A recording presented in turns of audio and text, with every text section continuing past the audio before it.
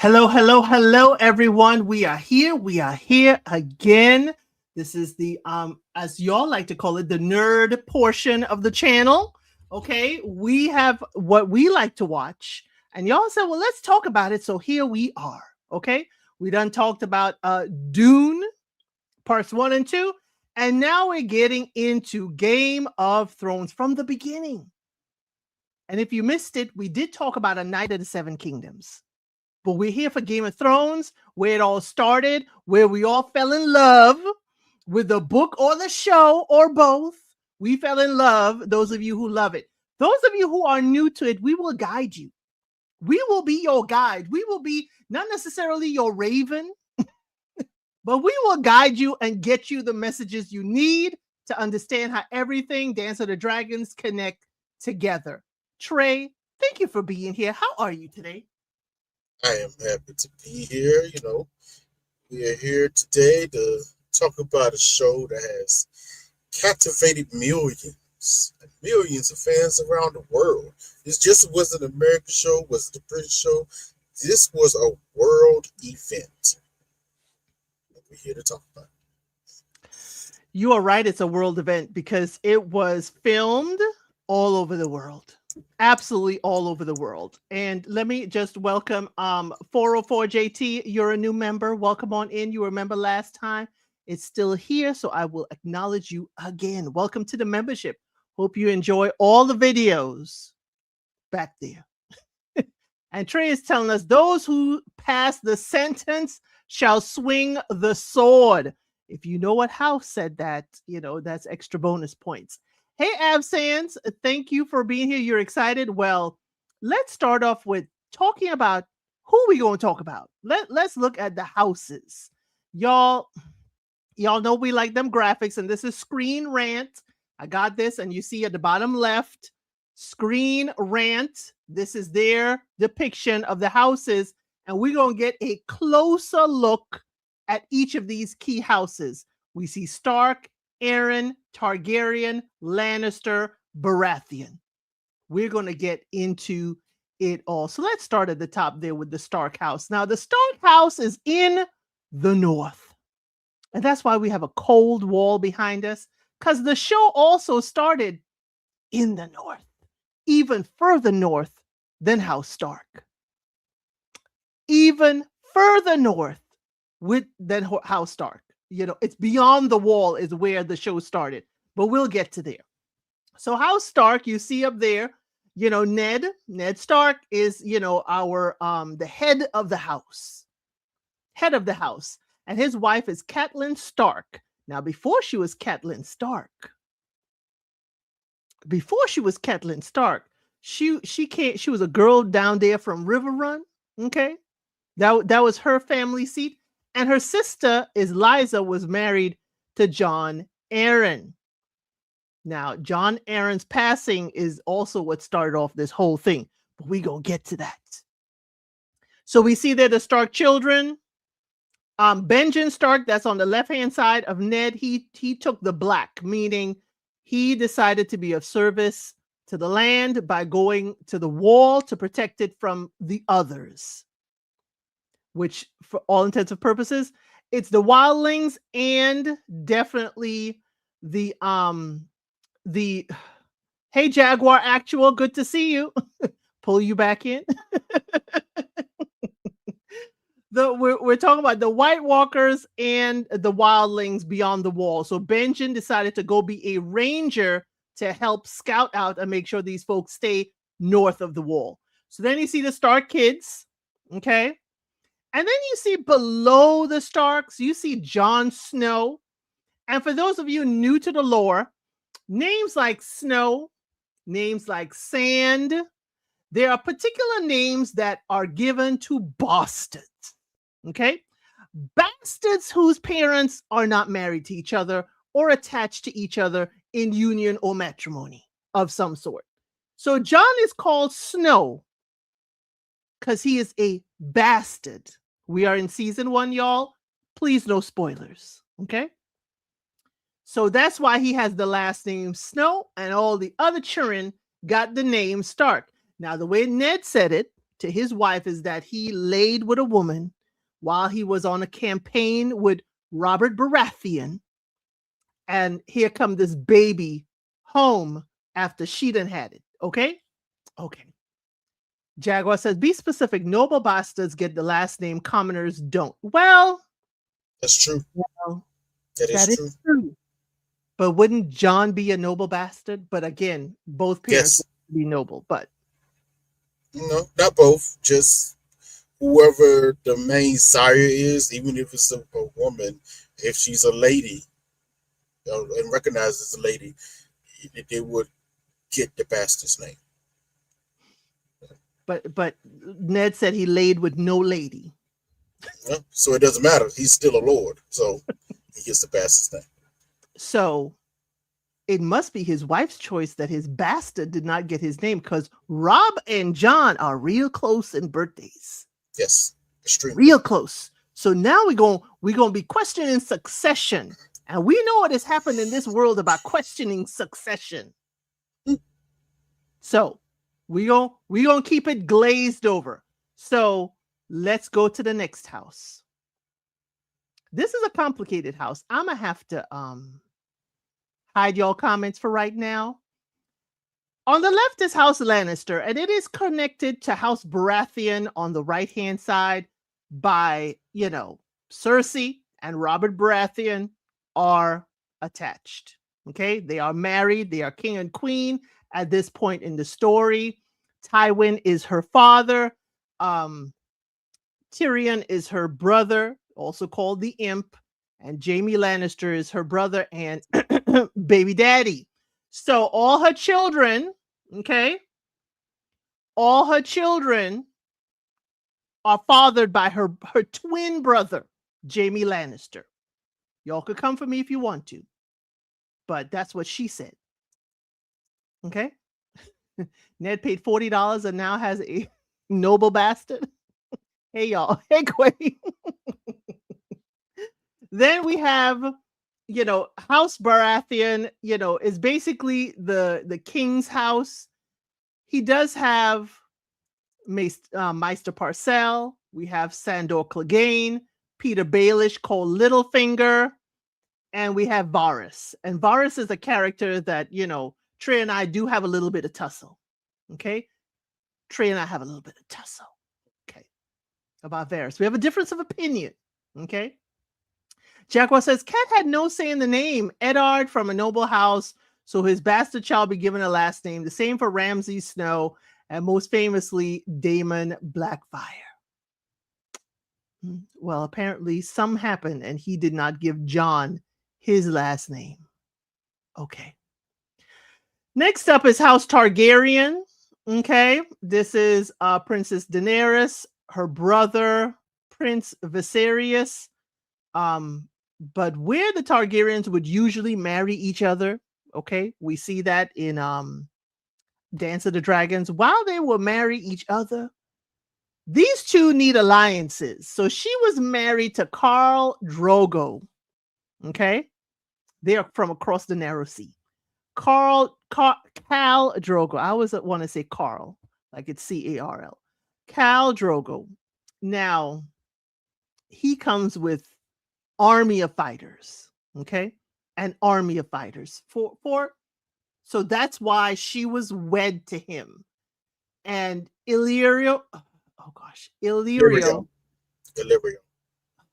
Always his name gives me tongue ties. He brokered the marriage, okay? And Jorah Mormont. Now, the history of Jorah Mormont is something else. Jorah is from up north, and he was exiled because he dealt in the slave trade. He was exiled, and so he went to across the Narrow Sea. So he picks up with Princess Daenerys over there, but he's actually from the north. And to see the connection, now correct me, Trey, if I'm wrong. His daddy at this point is Lord Commander of the Night's Watch, isn't he? Yes. She or Mama. Now, correct me if I'm wrong. Didn't he take that black because of Jorah? No, he was already part of the Night's Watch Okay, before Jorah did what he did. He mainly took the post as an honor, but also to let his son rule. Because while he would still be alive, Jorah couldn't rule Bear Island in his own right. He had to die first. So he got you. decided that, and this is still during the time where, especially for the North, it's seen as an honor to be a part of the Night's Watch, to join the Night's Watch. Right. So he decided to take the black for his Yeah, son's sake. I couldn't remember why he took the black. It just escaped me. But thank you. That's why you're here to definitely fill in the gaps where my memory definitely fails. So yes. So what we don't have here in my graphics is the Night's Watch. We do not have their breakdown. The Night's Watch is where the show starts, season 1, episode 1. They can hold no lands, they can sire no children. But we do know that they, go and have a good time in the next town over. But we ain't gonna go there. We don't know that yet. We don't know that yet. It's just it's known as an ancient order. That's all we know. Actually, we don't even know that yet in that first episode. All we see Right. is the North, this big wall, bleakness, snow everywhere, wind, and the big the wall opening up, and 3 guys come out. 3 That's guys on all. horseback. This is deep cold, y'all. Think Antarctica. And they are to do, they're rangers. They're to go and have a look, see see what's going on out there. So they head out Should and we they give their see. names? Go ahead. Well, the first one in the lead, he's known as the Young Lord, and his name is Waymar Royce. Now, he may seem insignificant, but the payoff of his name doesn't come till many seasons later, and we probably wait on that, Yes. to talk about why he was important and why he probably came to the wall himself, because he has 2 other brothers as well that is in the show and books. They're more prominent in the books, but you see them in the show. They're not in the forefront, in the background, but you do see them in the show. Both of them at separate times. So yeah, but we start with Raymar Royce, and he is accompanied by Gerald and Will, who are Night's Watch members, and they are seasoned Night's Watch members. Raymar is still new to the wall, and so he's one of the newest rangers. It's kind of one of his first long ranges beyond the wall, but he's the Lord. He's a Lord's son, so he is given command. You know, let that sink in. Someone with no experience is given command, but Hey, he's a he took Lord's his son. vows. He took his vows. He's a Lord's son, so hey, it's what it is. So they go beyond the wall and they come across a camp that is something they've never seen before. It is wild. They see pieces of people all over. Okay? And they're wondering what incarnation could have done this. And while they're looking around to see what incarnation could have done this, they don't realize that these people aren't what they seem. They aren't fully dead. Always the These artists. Easter egg for always the artists.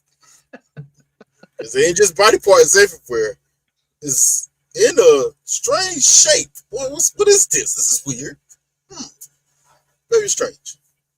these are our first glimpses into the White Walkers, or some people would say the others. Okay.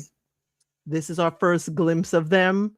This could be considered their kind of scouting party themselves, because ain't no high ranking White Walkers supervising this, outing. But they rise up and snatch 2 of them Okay. One runs. Will. He runs, yes, Will, past the wall and runs into Stark territory. Mm, Where's it gonna be? Where's it gonna Well, be? he comes. What actually happens? Because they do give half details in the show, but half in the more in the book. But they kind of gloss over a little bit. He does make it back to the wall first, and he does report what he sees or he saw, but no one really believes him. Like, what? That's crazy. What do you mean? Saw bodies and bodies disappear. Then something came out of the woods, killed the other two. What are you talking about? And so it just left a lot of questions. And he decides to desert. And there's rules in the Night's Watch for deserting. He said, I ain't going back there. I saw what's coming. I ain't going back to the wall. The fact that he ran past the wall, Trey, is desertion. He didn't go back to his post. No, he did. He reported back first. That did happen. He reported back first. It did happen. But he was caught when he left. He reported back first, and then he left in the middle of the night, and word was sent out. Because when word came to Ned, is when we meet Ned and the family, and the first scene with them, they say, hey, we caught a deserter from the Night's Watch.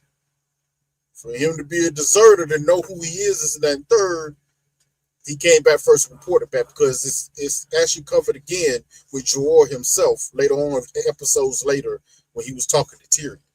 They sent a raven to let people be on the lookout for him. Yep.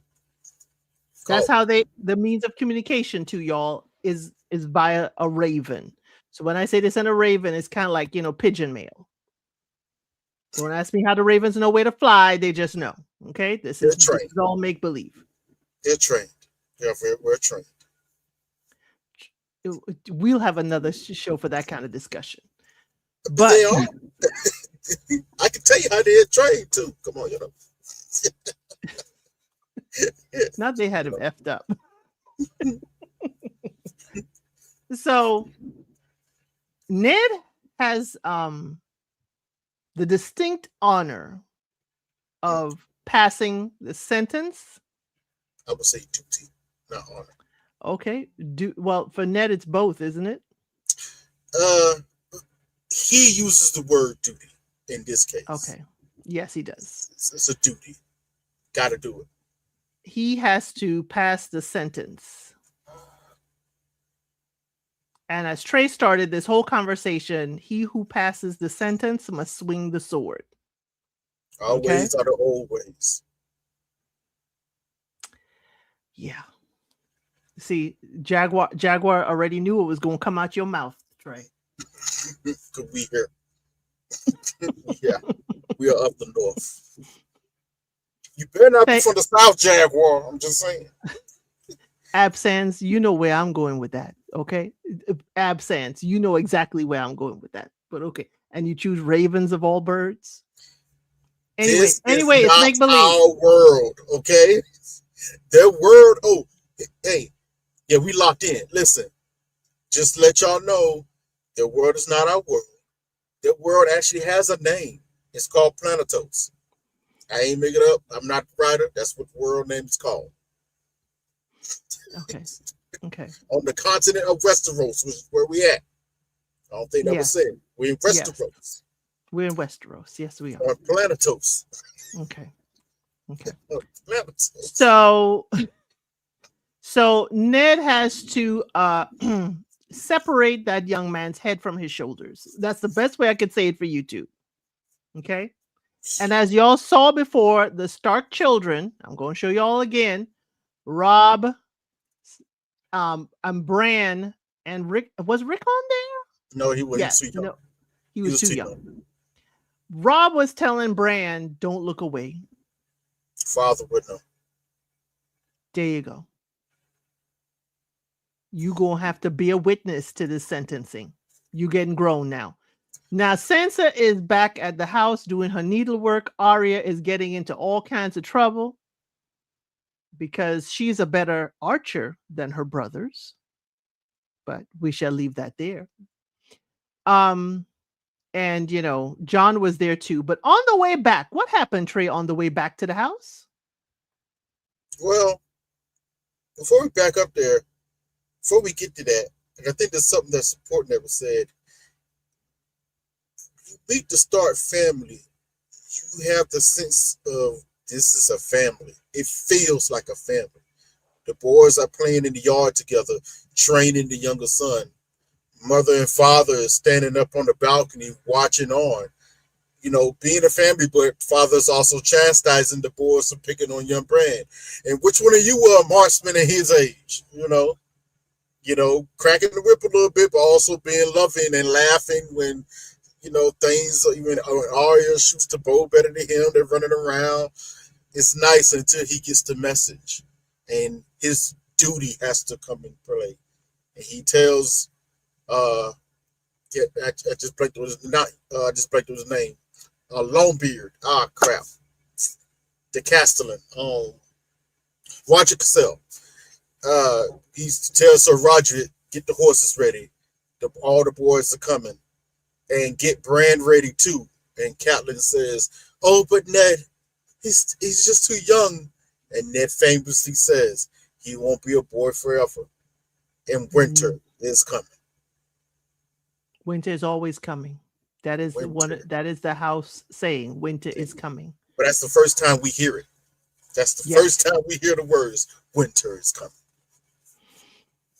Now, for them, winter's always coming. Right. For them, winter's always coming, y'all, because they have periods in this world where it is winter and darkness is across the land for sometimes a generation.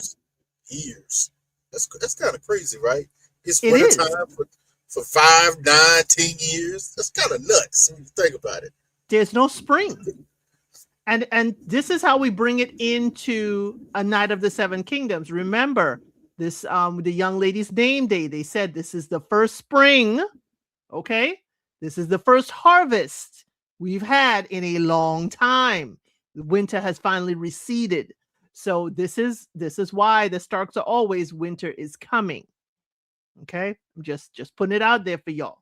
Now, we will be telling y'all about what the houses stand for. Of course, their bastard name is Snow because they're cold. It is a family. It's a family of, as we said, the old ways, the old gods. Catelyn, the wife, is part of the whole new gods thing. That's why you'll hear her say we serve the old gods and the new. There's a whole barrage of stuff mixed up. But one thing about the Starks, honor and duty. They do not flinch. They do not blink. It is honor and duty. The cold gray eyes. Yes. As described in the books. It's just the start look. Dark brown to black hair, cold gray eyes. Now, there's only one other member of the household that is not a child of theirs. If you look on the bottom next to John, is Theon Greyjoy. Theon, his name is Greyjoy. He comes from the Iron Islands. This is the fleet people of this world. Okay? We have another group of fleet people from Dance of the Dragons. Okay? But this world, the Greyjoys run the Iron Islands and the water and the ships and stuff like that. They are the pirates. They are the ones controlling the water. Now, Theon is technically a ward of Ned. Not technically, he is. A ward can mean many different things in this world. It depends on what we classify and what classification of a ward he is. I got you so your daddy don't act up. That kind of ward. Yeah, he is a hostage. We gotta give where dude. You gotta just be honest about this. Theon is a hostage of House Stark. but he was raised with the Stark children as a ward. But He was he not was put in a prison cell.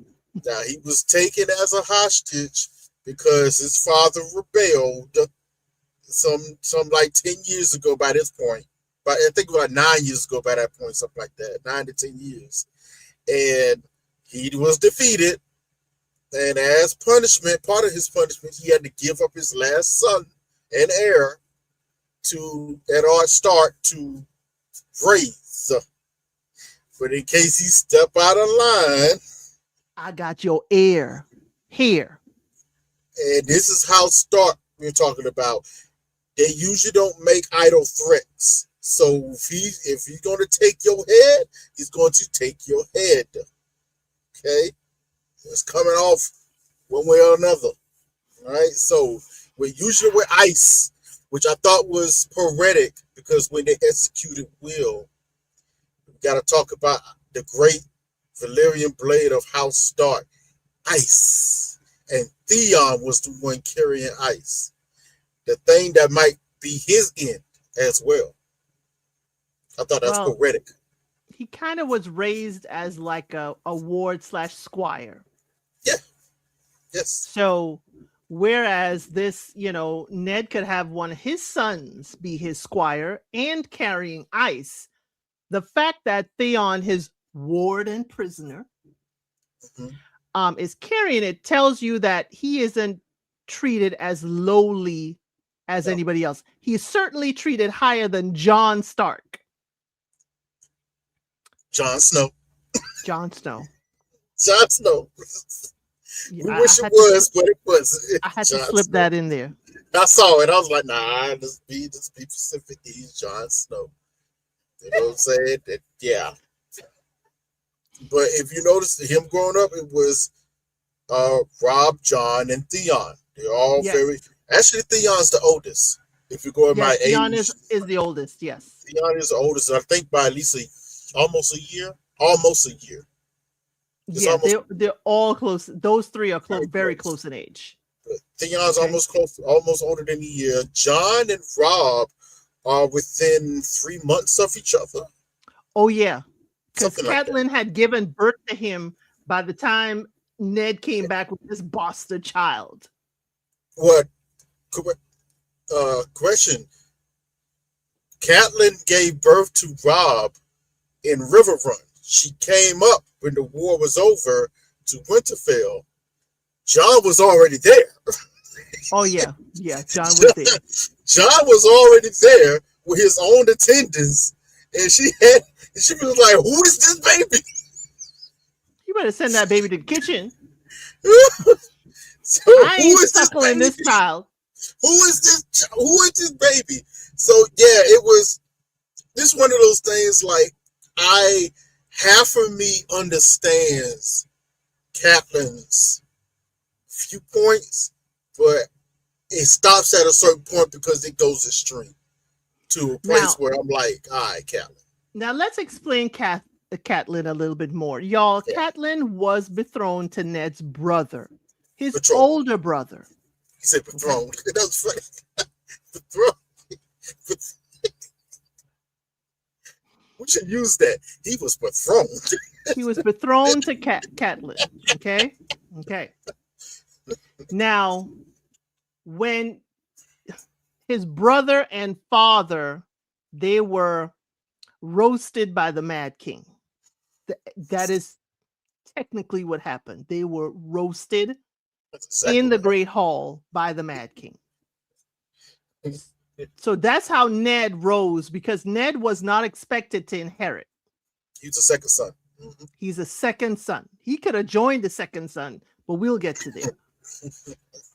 But Catelyn now is left without a husband, and Ned, duty and honor, she was to marry the head of House Stark, which he now is. And he had no wife, no plans for a wife at the time. So Catelyn is, wed to Ned. The fortunate thing is they did grow to have affection and love for each other. He did leave, her with child, Okay, with child when he left to go fight with Robert. That's why she was in River Run by her with her daddy. Because technically, even though she's Lady Stark, the Stark people don't know her, and the North remembers. Okay, that's another saying. The North remembers. What are you saying? Not Trey making fun of Elsa's verbal mishap. All people leave It her was alone. funny. I no, you see, Absence. I'm glad you see that because sometimes I do things to get by Trey, Mm-hmm. and Trey is very much like Ianla. Not on my watch, because John should have had the name Stark. Okay, You should have, but we gonna keep it. So that's Catelyn in a sense of I'm finally coming to my household that my husband runs. He has his bastard here already. yeah. And Ned knew not to show up in River Run to pick up his wife with that bastard in tow. He knew to go home and have her meet them there. Mm-hmm. Because the Blackfish would have seen if John could swim or not. I'm sorry. Well, That's technically, Catelyn's brother. we're technically doing this is why this is kind of crazy, right? It's backstory, y'all. It's kind of crazy. Technically, without giving so much away, technically, Ned was not even there. He was busy taking a sword heirloom. I was just going to say that much, to Starfold in Dawn. He was actually busy doing something else that was kind of important that he had to do. Very, very important. So he sent John on ahead to Winterfell. Because Catelyn actually didn't go to Winterfell until the war was officially over.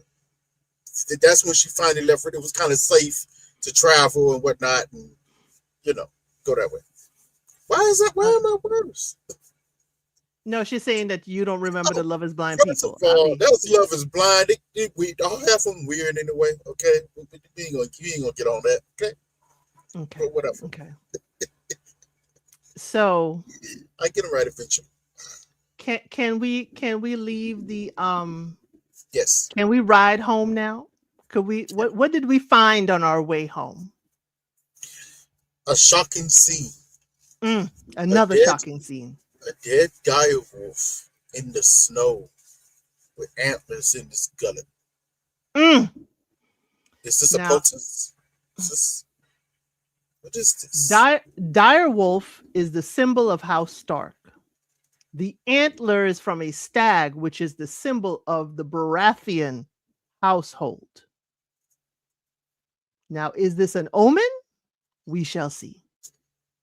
Oh, and dire wolves in the south or from beyond the wall, they haven't seen dire wolves beyond the wall in centuries. It's been a while. So to see one south was, whoa, this is crazy. And it was a great beast of a thing. Not only such a great beast, what was that beast carrying, Trey? Well, they didn't realize till later there was some whimpering sounds going on. Whimpering sound. What is that? And it was pups that were still trying to suckle on their mother, on their dead mother. Pups in the snow. How many pups were there at first, Trey? There were 5. 5 pups of various colors. So what did Ned want to do with the pups at first? Well, actually, it wasn't Ned. It was Theon. Well, actually, it was between Castellan, so Roger and Theon. They said, with these pups that never survived on their own, Theon jumps down and is like, well, let's be the end of them. And goes to try to picks one up, try to stab it. And Bran was the first one to speak up. Yes, it was Bran. Bran was the first to speak up. No, father, no. And everybody pauses. And John gave him the excuse. Lord, it's funny how he says, he doesn't say father. Ever. He said, Lord Stark. The dire wolf is essential. Lord Stark, the dire wolf is essential in your house. And there are 5 pups here. You got 5 Stark children. You are meant to have them, my lord. And Ned looks around. He doesn't talk about it this much, but actually, Ned is a very religious guy. Very. He doesn't talk about it that much. You know, he's not trying to slam his religion down people's throat. But he is a religious guy. He believes in the old gods. So he believes in omens and potencies and all this stuff. He just doesn't talk about it that much. And you saw it in his face when he looks around and looking back and woo, like what's going on? And he says, you will feed them, you will train them yourselves, you will feed them themselves, and if they die, you will bury them yourselves. I love Ned. He's such a daddy. These are your responsibility. Mm-hmm. And I was like, it is Stark children. This is the sigil of the Stark household. You will take care of the sigil of our house. And y'all, the dire wolves are wolves. These ain't puppies. These ain't domesticated. This is a wolf from beyond the wall that has come south. Wolves. This ain't nothing to play with. It's a wolf. You know, they can be trained, but you can't train a lot of that weirdness out of them. It's always going to be in them. You know, yeah. You know, be in them. You know, there's not a dog. A dog has been bred down from wolves to the point where it can be domesticated. This is a wolf, okay, and a dire wolf to boot. But I think that's also what makes it different. It's a dire wolf. Dire wolves are bigger and wilder, and also wiser. If you kind of get the sense of how they be talking, they're a little wiser than most. So it's very interesting how these dire wolves come about.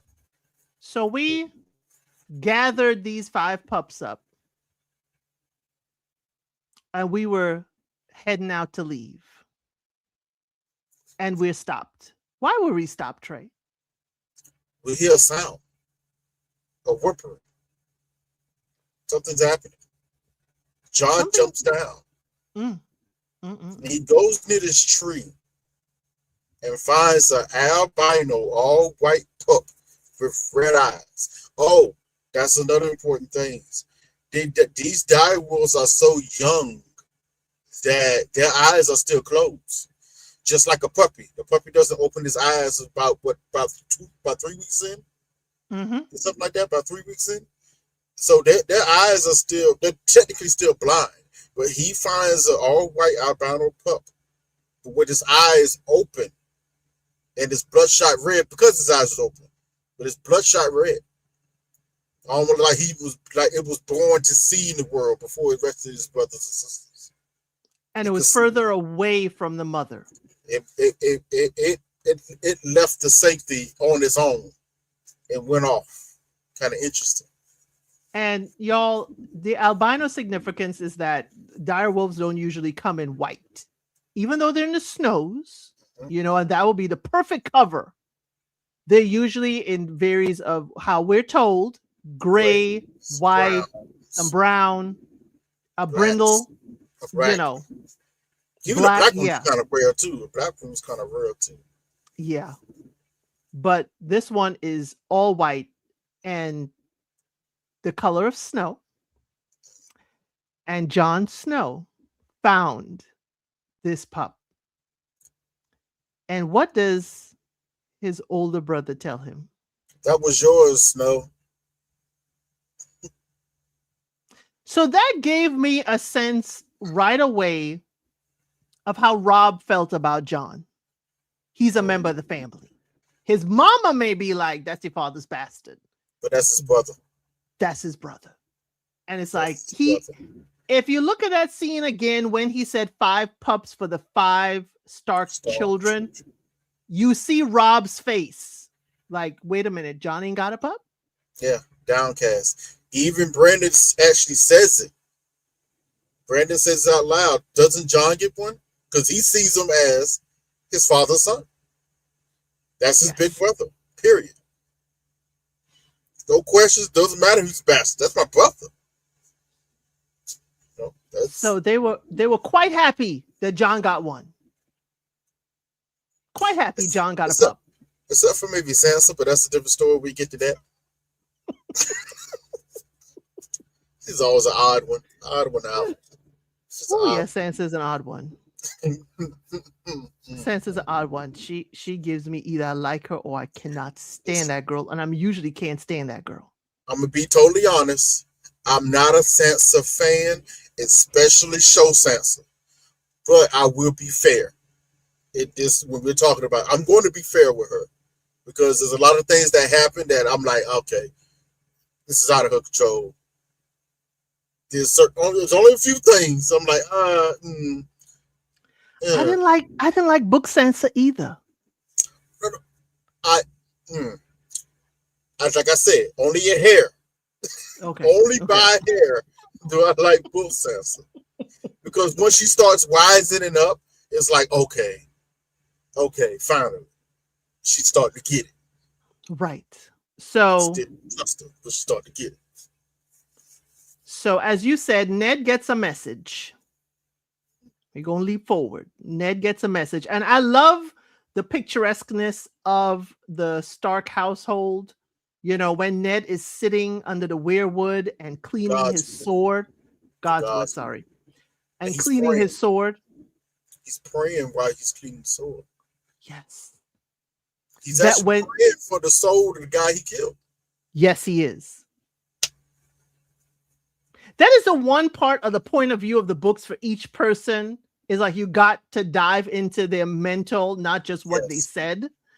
And the books, y'all, is each person's POV. You don't get, oh, this, that, it's in this person's POV. So that's why I said I can't stand Sansa much anyway in the books. So Ned is praying for the soul he had to send on. Mm-hmm. And if you remember, saying it in front of the tree is also being recorded. We don't know this yet. We don't know this yet, but we have seen, Dance of the Dragons. We are going to treat people like they have seen this. If they have not, we're going to guide them through it as to what they're about to see. So,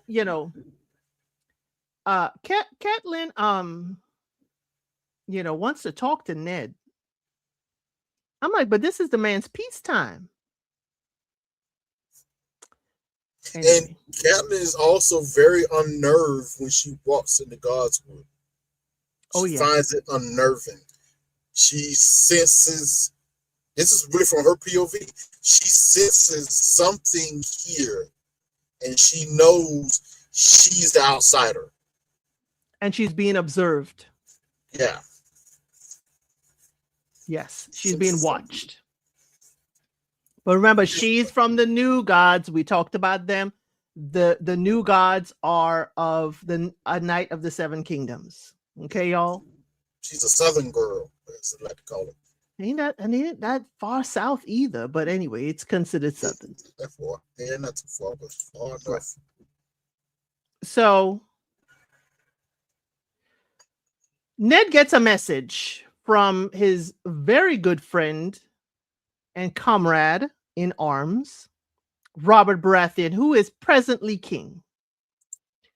Robert is like, I'm coming to see you, Ned. I got a job for you, basically. Now, what preempted this is that at the top right there, you see Lysa Arryn, that is sister to Catelyn Stark. Her husband, Jon Arryn, an old man, he passed away and he was handed to the king, Robert Baratheon.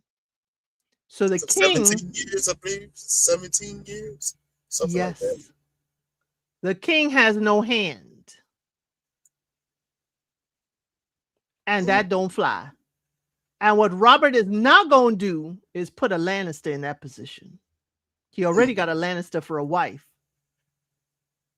He ain't gonna make a Kingsguard knight. Lannister for a Kingsguard, which is her twin brother and the father of her children. Whoa. Rob think it's his children. But anyway, jump too far. I know, but it irks my nerves. It irks my nerves. But this is when we got to back up a little bit because we actually do get the meat. We get the meat. Cersei Lannister and her twin brother Jamie Lannister. They are having a conversation, and it's at the beer of John Aaron. And it's a very coded conversation. But when you read between the lines, you really catching a lot of what they're saying. Catching a lot of what they're saying. So You know, Queen because they're saying Cersei and it's. Jamie Mm-hmm, are talking at the funeral. mm-hmm. I was going to go straight to the Stark household, but go ahead, Trey. Oh, they're talking at the funeral, and Cersei proclaims to Jamie. I'm gonna paraphrase a little bit. She says, "Do you think he told him?" Now already your antenna should have been popped up when she said that. Tell him what?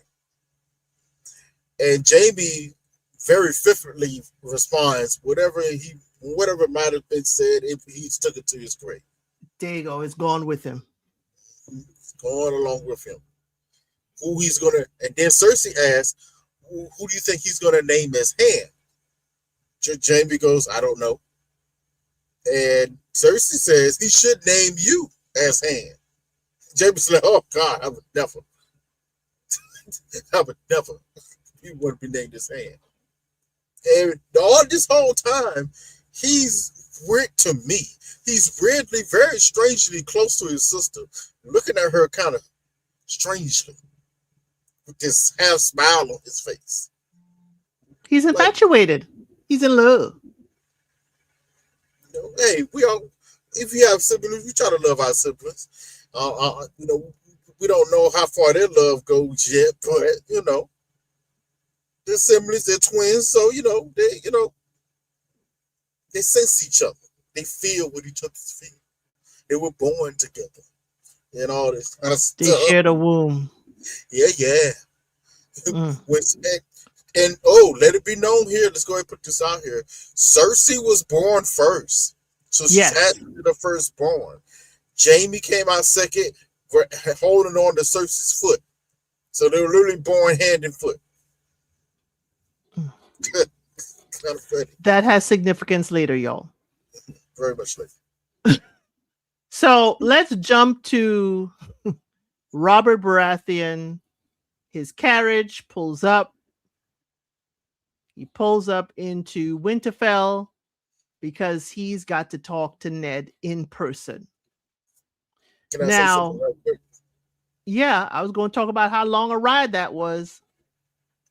But it's something attached to this, but I have to give it credence. I have to commend this show for the amazing composing of music that happened throughout all the seasons. I do mean all the seasons. You know, starting with the theme song has become legendary by this point. The opening, the whole opening. When you hear dun dun dun dun dun, dun you know what it is. It gets you in that feels. And each house, they start off very quick and let you know each house has its own theme song. Robert, the Baratheon theme song, when we were pulling up, I'm not gonna lie. Dun dun dun dun dun dun dun dun dun dun dun dun dun dun dun dun dun dun. It felt epic. Who is coming? The king is coming. Woo! It was like, oh, what's going on? And you have of who people, I think it's Bran standing on top of the roof, running across the castle, based on the castle walls, running across houses and stuff. You know, climbing down things. The king is coming. Dun dun dun dun dun dun dun dun dun dun dun.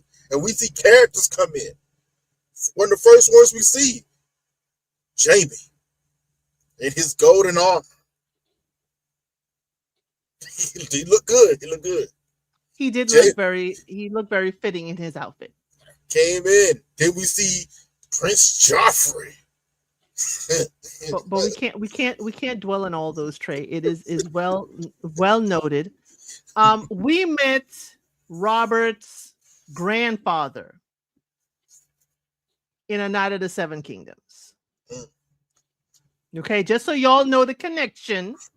We met his grandfather, that Baratheon that was, that fought, that was, talking about going, not, he didn't want to go back home because he didn't want to really rule over his area. That is who is connected to Robert Baratheon in this saga. So it has been years since Ned and Robert have seen each other. Years. And y'all, the connection is that Robert Baratheon was betrothed to Ned's sister.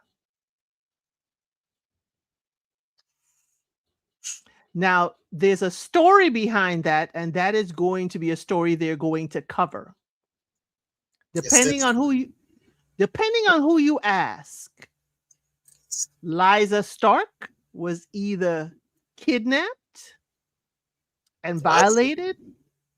Not Lysa. Lyanna. I was reading something else. Lyanna Stark was either captured and taken away against her will, or she left on her own recognizances. But we will find out exactly what it is closer to the end. I always felt like it was a little bit of both, but that's just my little theory for the future. Oh, you think a little Stockholm? Okay. When we get the Littlefinger finally, when he explains that particular story, is that what they say? He gets me whenever he says that. Anyway, when he is, because he was there. He was there. When he explains, I think he actually has the most true telling of events in that particular story. I think he has the absolute true telling of what happens. But will he tell the truth is the issue. Well, first off, if you think about it, he always uses the truth to get what he needs done. It's just that when he decides to use what truth and for who. Yeah, I don't trust him. But anyway. Of course, he ain't supposed to. I trust him to be who he is. Absolutely. But when you told that story, straight facts. My thing, with Robert comes later on. I do have, that, but that's later on when it's at the games. But anyway, Robert comes home. He pays his respects to Ned's sister in the crypt. That is where the members of the noble house are. Basically to remember the betrothed he never had. But it seemed like Robert was more in love with her than, Ned is looking at him like, dude, you do know she's passed on and you have a wife and several kids. Well, I that like whole the comment scene. You just made. I like the comment you just made, but let's be honest, by this point, all we had to go off was he was betrothed to her and he loved the heck out of her. Loved her all. Like he loved her. He would drink her bath water. That's how much he loved her. What? Period. But we have never seen their interaction. But Ned is looking at him like Ned's reaction, or the actor who plays Ned, kind of tells me like Robert was more in love with the sister than the sister was with him. That's all I got. That's what I got. I didn't get that. At least for the show version, I didn't get that. It wasn't until I read the book and Ned was further on. Ned was in jail and he's thinking. Yeah. And he's recounting a story that his sister, but it's not a story, but he's recounting something his sister said to him. That's when I went, oh, wait a minute. Wait a minute. And we'll get to there. In the okay. Robert basically came to ask Ned to be his hand. Ned didn't really want to do it, but honor, duty. And when Robert is like, I need you, Ed. I am surrounded by vipers. I need someone I could trust. Duty and a letter. Back on it. Whew. And also, Catelyn, has an affinity for her sister. She's like, we don't know what happened. Was Rob Aaron, her sister's husband? Was he, killed, or did he, die in his sleep or whatever? But it was suspicions around his passing. Well, like what y'all, what Elsa is talking about here? At first, Catelyn is telling Ned you can't refuse him. Right. You can still refuse him. You have time. You don't have to do it. And Ned is kind of 50-50 on this. He really is. He's like, yeah, I don't want to go there. But he came out with this way. Then a knock at the door. It's Maester Luwin. One of my favorite characters. I love Maester Luwin. Yes. Good old Maester Luwin. He goes, Y'all, he's down there in the bottom next to Theon Greyjoy. And he, I would never call him a gray rat. And you know why I would never call him a gray rat? Because I think he changed when he came in and served in the North himself. I think so too. I think he did. He had a change of heart, but we'll get to gray rats of it all. Yeah, but that letter, Catelyn read it. As soon as she read it, throw it in the fire. Like, what? Ned's looking like, what's going on, woman? Like, what the heck? You know Ned face? Listen, Sean B, man, he got some of the greatest faces in cinema history, okay? Because he's looking around like, what you doing? What's going on, woman? What's happening? Vincent Lewin's like, and she tells him, oh, my dear sweet dad, Lysa sent me a message. She says that the Lannisters killed her husband. What? Oh, Lord mercy. Dad's face just says it all. This is too much. Right. Already, this is too much. What the heck? I ain't even down there yet. Danger. I ain't even accept the position, and it's already too much, and I'm at my house.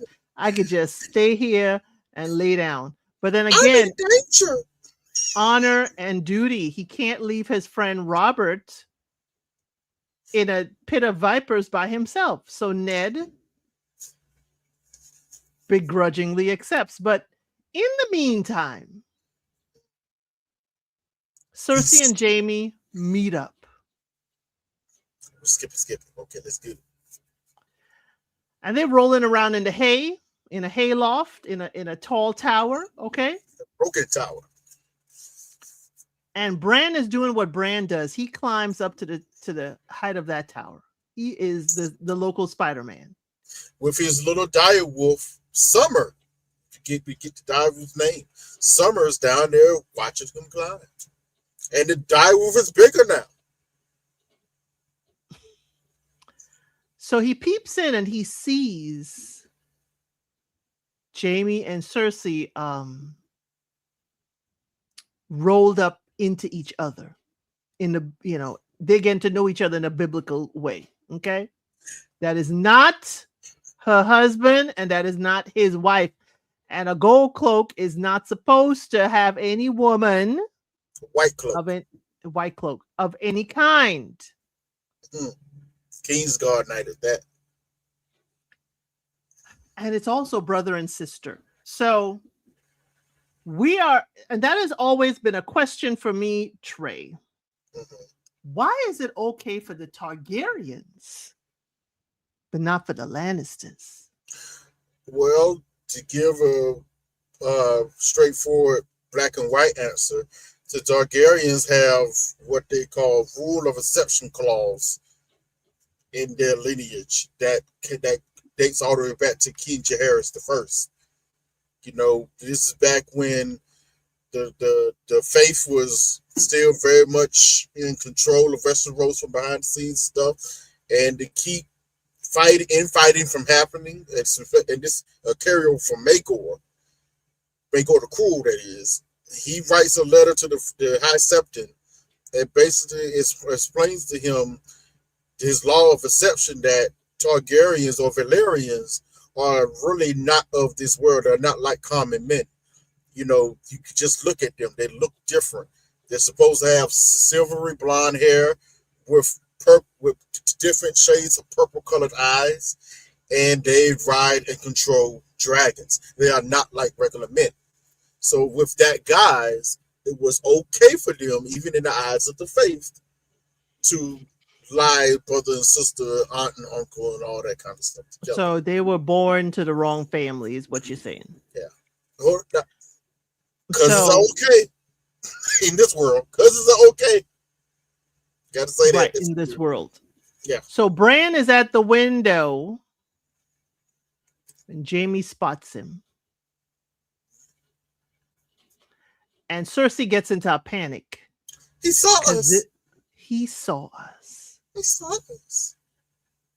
And y'all doing what y'all not supposed to be doing. So what Jamie does is he pushes Bran out the window. The things I do for love. This is a child. A young man. You know what the funny thing is? Going a little deeper on this. This is told from Bran's POV. Yes, in the book. It's very well explained that when he was looking through the window, when he's hearing these noises, he doesn't know what he's seeing or hearing. He has no clue. No idea. He just sees them kind of hugging. He looks like they're hugging each other to them. He really even realizing that they're laying with each other. Right.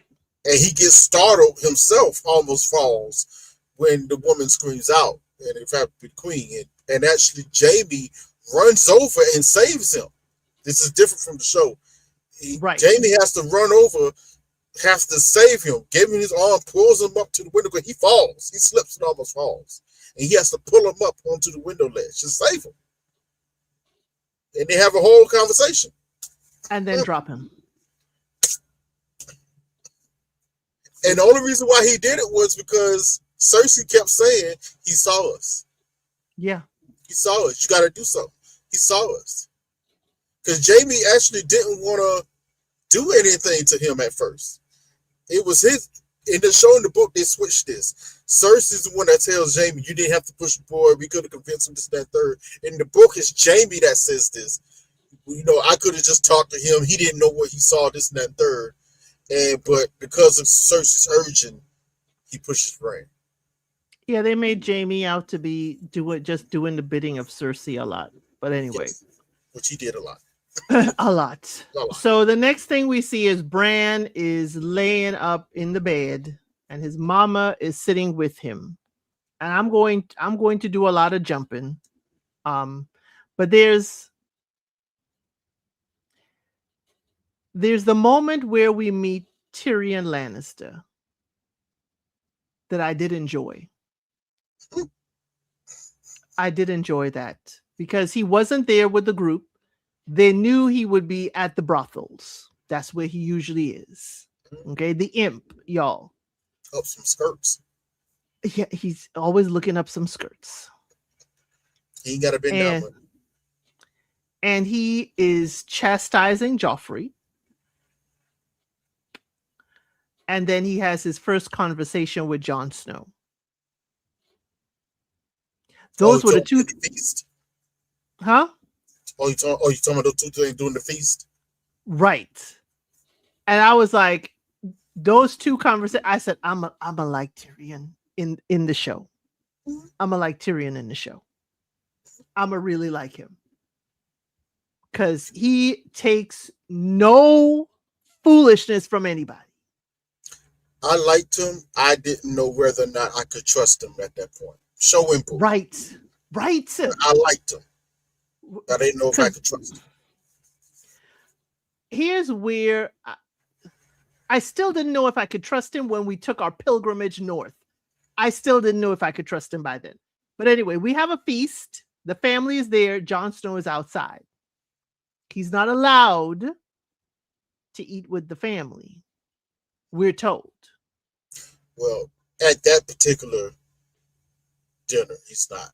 At that feast, he's not. Because, he tells his uncle, Lady Stark thought it would be unseemly to sit a bastard with the royal family. Not knowing that all the royal family children are bastards. I'm sorry. So that tells you he's used to eating with his brothers and sisters up on the dais at most times, except during big feasts. then he Right. has to sit down there. It sounded like he ain't even allowed in the hall, but he was there in the back, back. Not while she's up in there. Nah, not while she's walking around. If you notice, he avoids her like the plague a little bit at most times. He does, and he knows when she's watching him, even when she was up on the balcony and all that. She just He be knows. staring at him. I'm like, why you staring at this boy for? He ain't do nothing to you. He done nothing but show you respect. Respect. But anyway, he's talking to Benjen, his uncle, his father's brother, who is about to go and take the black and go to the wall. He's going to be a ranger. He wants to. And of course, that is something, again, as Trey said earlier, y'all, going to the wall and taking the black is honorable in the North. You are serving the North in a very high capacity. You see, Benjen was a Stark, but he still wouldn't rise, to the level of being Lord Stark. He also didn't want it. I don't think Benjen was more a wild thing. He didn't want to rule the household. So to pave his own path, he was going to become a ranger. And John's like, I want to be a ranger. I want to go and do something because, again, those who are at the wall have no name, really, no titles, no nothing. So he can build something on his own merit. And they're like, you're still too young. I thought it was interesting that now this event takes place before the burning of the letter that Catelyn does, and they had a conversation with Ned and everything, and should he take the position? And Jon's name is brought up in this particular situation on what they're going to do with Jon, which I thought was weird. Why is Jon's name coming up in this conversation? It's not weird. Well, what I mean by is, in the sense they were talking, Ned was already talking about bringing Bran, Arya, and Sansa with him, and maybe Jon. Right. But as soon as this letter situation happened, it was Catelyn the one who brought up the idea, what are you going to do with Jon?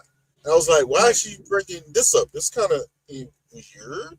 Well, you gotta manage all your children, and the one that I did not birth, you gotta manage him too.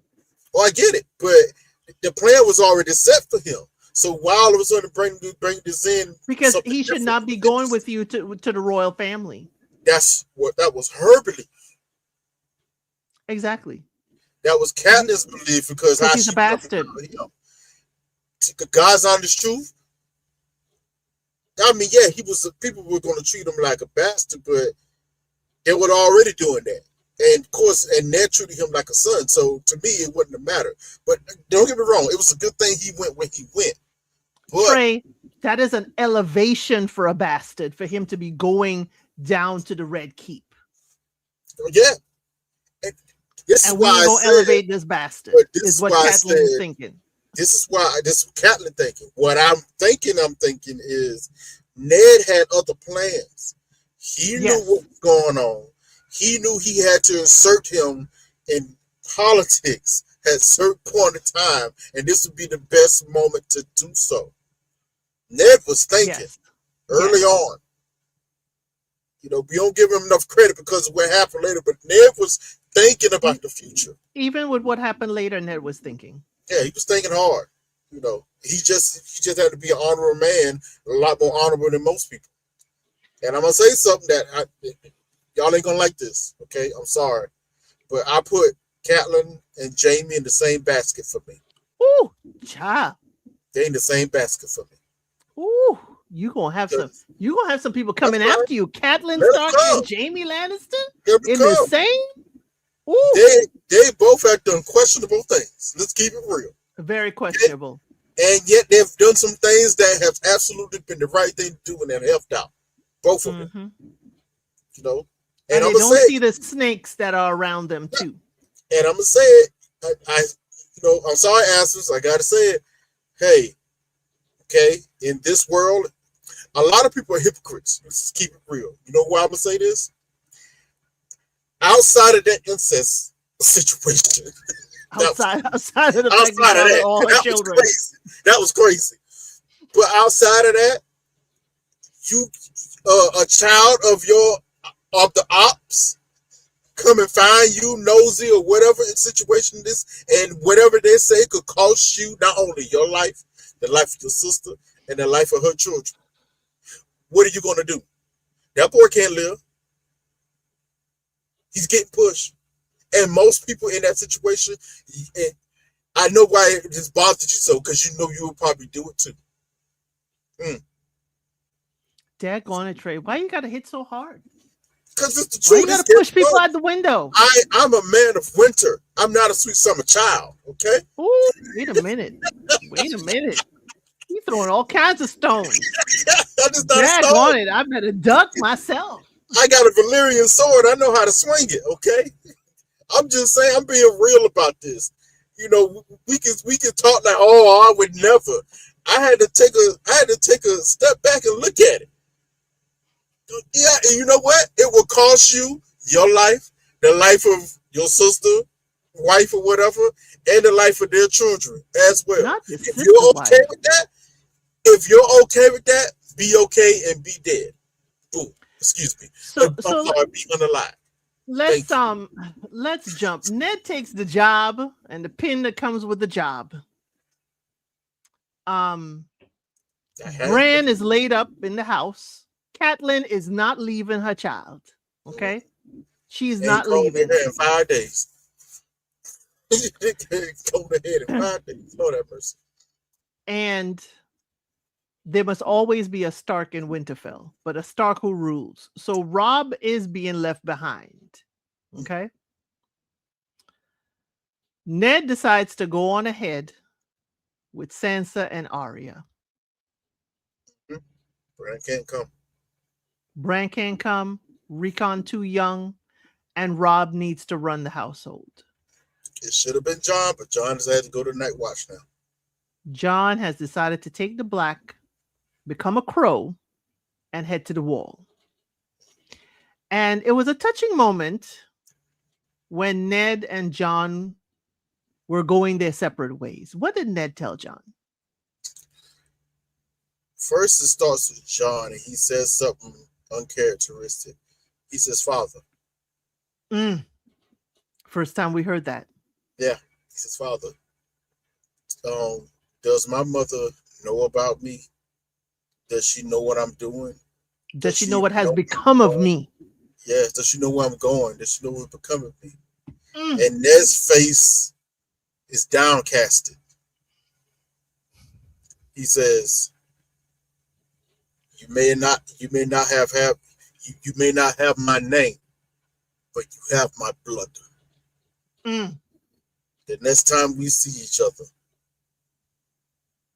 we'll talk about your mother. Here. Ooh. And you can tell he wanted to give him a hug then and there, but he just gave him, clap on the shoulder and a smile. Probably like a private smile he said he gave Jon when they're alone, they're talking stuff. Smile of love. That was pure love. But a part of me felt like Ned was disingenuous. But we understand when we see each other again. When will that be? Because let's say Robert gets another hand and Ned comes back to Winterfell. When you gonna see me? I'm at the wall. This is what I say. I think Ned had plans. Ned had plans. Because I'm going to pose you this question. How does a bastard get naturalized? Excuse me, y'all. The only way bastards become naturalized is from a royal decree. Yes. Okay, that's the only way for him to have the last name of their Robert father. gonna have to write it up. Yeah, man. Or the hands.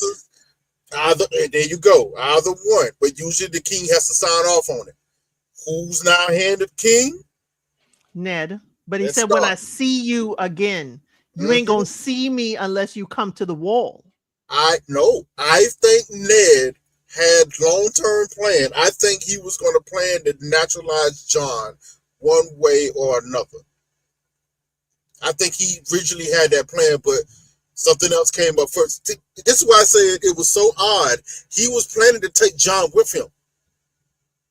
He was planning to take Jon with him. But to naturalize Jon Hmm.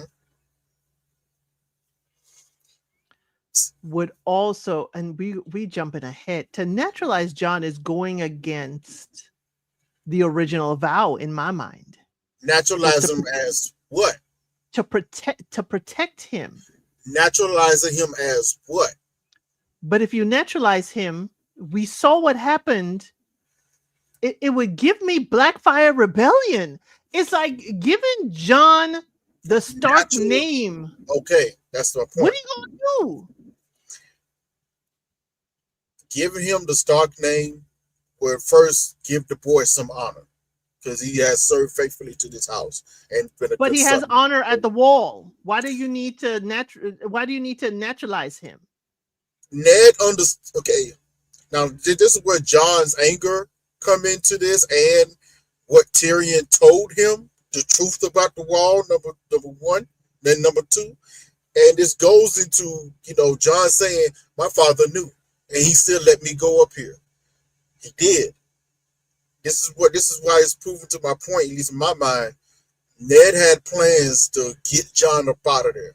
Because by naturalizing him and making him start and being handed the king, he could pull Jon from the wall anytime he wanted to. But that would go against Jon's vow and honor to the Watch. Ned, that's my thing Unless, with Ned's whole loyalty and honor. I don't think unless, Ned would have done that. unless it's from a royal decree. Yeah, but Ned knows about Ned's whole steadfast of vows. And if Jon vowed to the Night's Watch, I don't think Ned will pull him from a vow. If Here's the funny thing about Ned, he would if he had to. But he don't have Because to. The Starks have a Stark in Winterfell. no, He it's has not several going to happen. sons. To me, it was a step-by-step basis.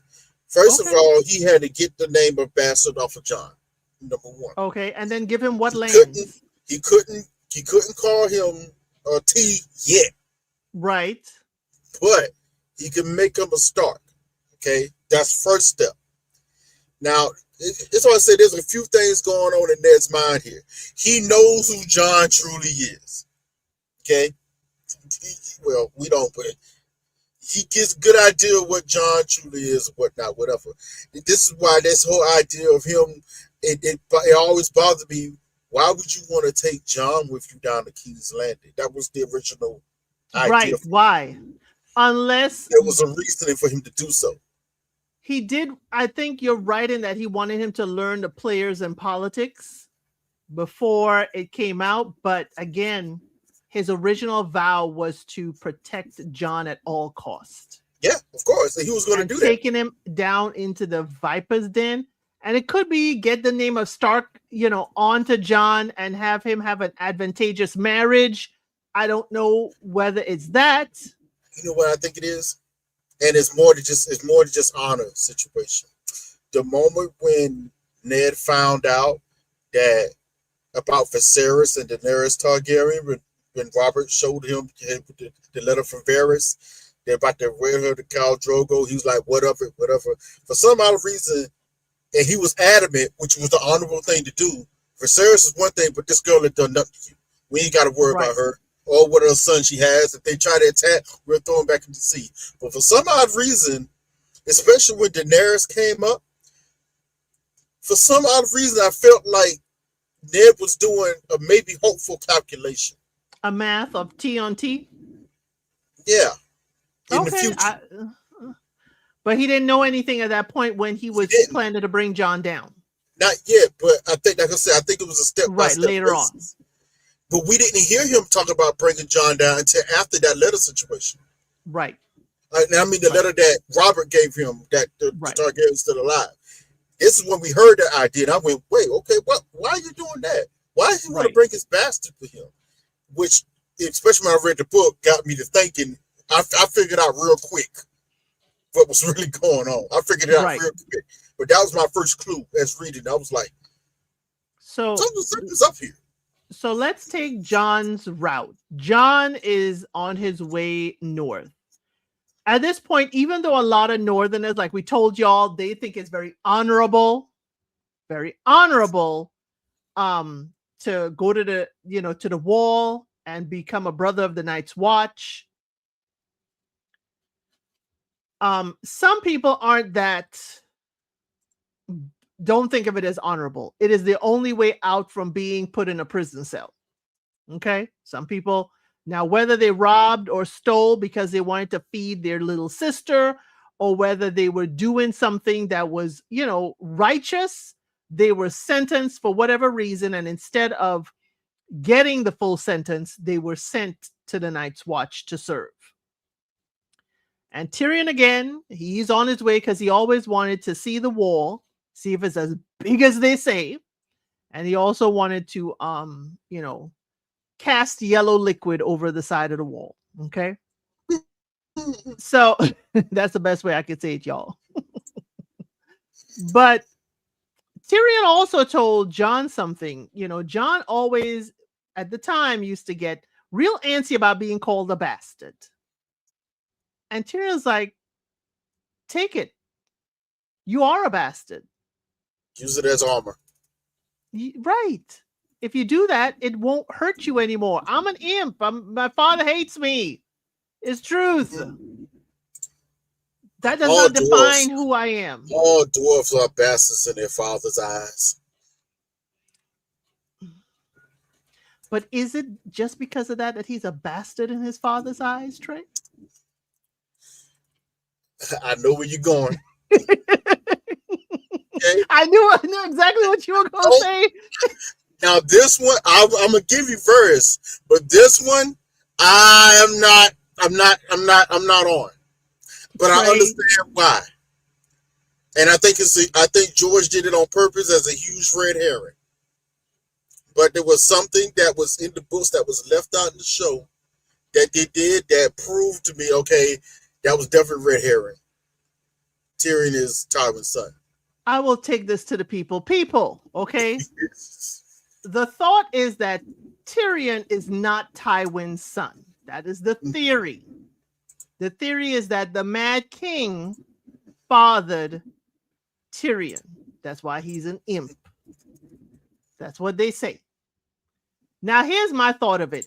The way he's described, he has the Targaryen blonde locks. That's how he's described. Not the Lannister blonde, ashy blonde, but the pale blonde locks of the Targaryens. Also, Trey, he used to have dragon dreams. He used to have dragon dreams as a child. He had no dragon dreams.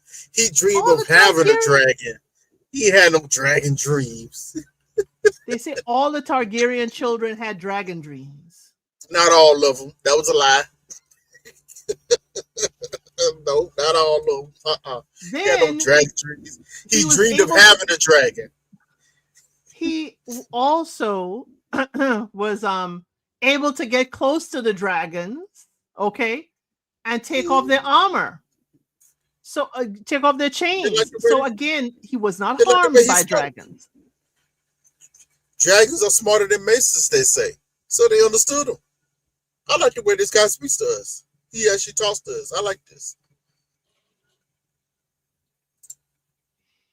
I'm just saying. I'm thinking, Tyrion could be a Targaryen. But you said you're on the other side saying, heck no, woman. Heck no. Nah. I give you Varys, but Tyrion, nah.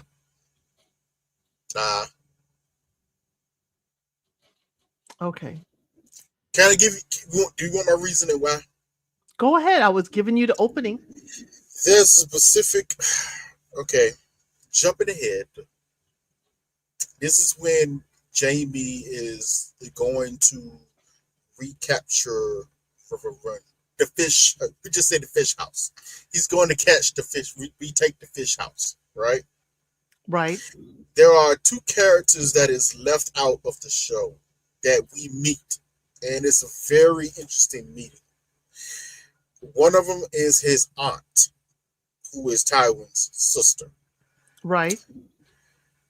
She has a conference. Now, she's married to a Frey, number one. That's crazy. She's married to a Frey, and that particular Frey is the one that the fish house was given to him. Okay, his aunt has a very interesting conversation with Jaime about the status of the family, their father, Tyrion, everything. And it's something she says that I think George put in there on purpose. She was the one when going over she goes, I'm not surprised Tyrion, basically off their daddy. Because she chastises Tyrion the way he treated him. It should have happened a heck of a lot sooner, number one. She says this, and Jaime's like, what? What? And she's like, guys, all the truth. That, she said, Tyrion, she said, the real reason, she says verbatim, the real reason why Tyrion hated Tyrion so much, she actually brings up the fact of what happened between Aerys, the Mad King, and his wife, which is his first cousin, Joanna Lannister. So to me, they got a history of this, but whatever. The king tried to fondle her one evening, and that's the main reason why Tywin stopped being handed the king for him. He was upset because he used to be best friends growing up, Tywin and Aerys. That he was the longest reigning hand in Westeros history at that point in time. But she said something. She said, because of that, she felt as if the gods was testing Tywin with Tyrion.